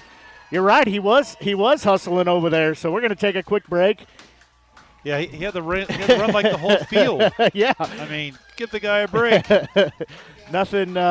Nothing late about that, though. As you said, he had to traverse the field. He was out there taking care of the clock issue. He was doing everything. He's a man of many Absolutely. skills. Well, we're going to take a quick break and be back, get into our post-game show. You're listening to exclusive coverage of Southern Boone County Eagles football here on the Show Me Sports Network.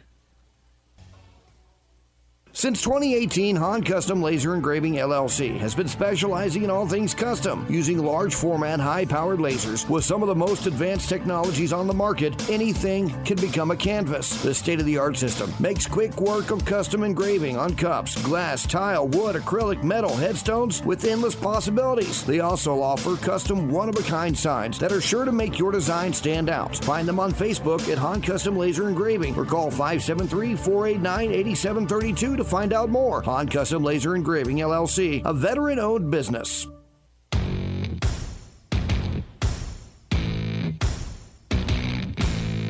This is the Southern Boone County Eagles postgame show on the exclusive home for Eagles football, the Show Me Sports Network. The Show Me Sports Network broadcast crew will discuss their thoughts on tonight's game as well as look ahead to the next action for the Eagles. Exclusive postgame coverage of Southern Boone County Eagles football is brought to you by Avon with Michelle Carty, Boone County Journal, Centurion Cares, Eddie Goodell Society, Han Custom Laser Engraving, LLC, Last Sentinel Firearms, Retrieving Freedom, Sawdust Studios, Southern Boone Booster Club, and Zealous WBGT.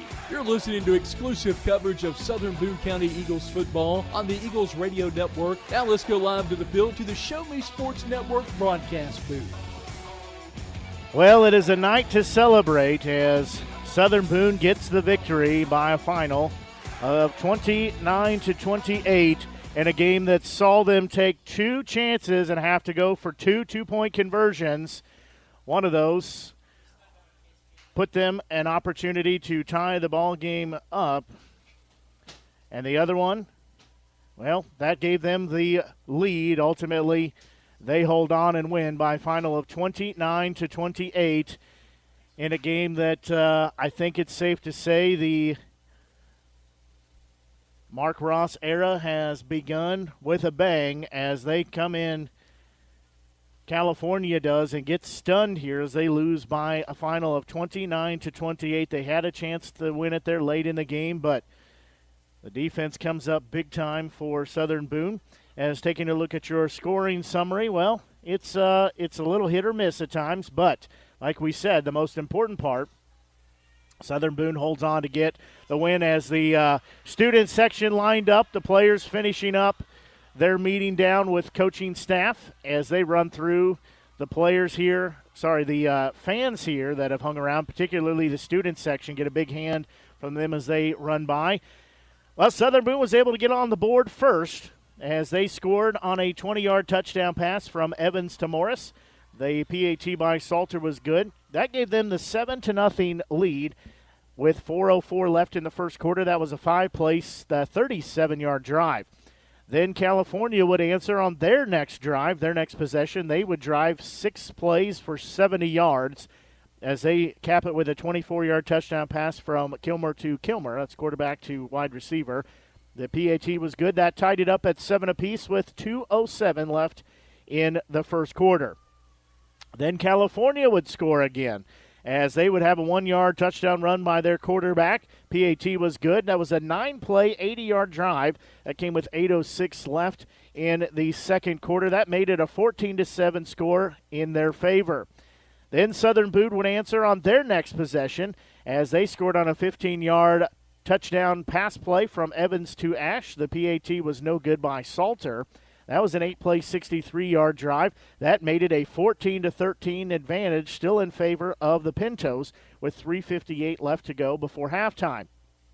Then we would go to halftime at that same score, a 14-13 1-point lead for California.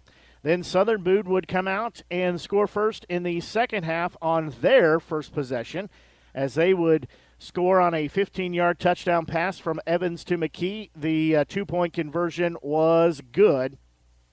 That made it a 21-14 score with 8:05 left in the third quarter. That was a 7-play, 72-yard drive. Then California would score on a 2-yard touchdown run, that by Volkert. The PAT was good. That was a 3-play, 65-yard drive. That was with 6:58 left in the third quarter. That made it a tie ball game at 21-21. That score would carry us through to the start of the fourth quarter. Then California would get on again on their first drive that was continued from the third quarter ending, but they scored on a 41-yard touchdown pass from Kilmer to Bryant. PAT was good. That was an 11-play, 76-yard drive. That came with 9:42 left to go in the fourth quarter. That made it a 28-21 score in favor of California. Then Southern Boone would get back on the board with a 10-yard touchdown pass from Evans to Morris. That was an 8-play, 57-yard drive. That came with 55.7 seconds left in that fourth quarter. That made it a 27-28 score, so one point deficit for Southern Boone. They decided to go for the 2-point conversion, and they got it from Evans to Ash. That gave them the 29-28 lead. So they were 2 of 2 on 2-point conversions, and that gave them the 29-28 lead, which ultimately gave them the win as well. Taking a look at some of the other information, there were 17 penalties called against Southern Boone. 16 of those were accepted. 3 penalties for California. They had 15 first downs, did California. Southern Boone had 17 first downs. Southern Boone had 1 fumble. They got it back. 1 INT for California, 2 for Southern Boone. In the third down conversions, California was 8 of 16 on third down. Southern Boone was 7 of 15 on third downs. And then on fourth down conversions, Southern Boone was 2 of 7. California was 0 for 9 on fourth downs. 3 quarterback sacks were against California, just 1 against Southern Boone. And California quarterback was hurried 3 different times, knocked down twice. 2 knockdowns, 2 hurries for Evans for Southern Boone.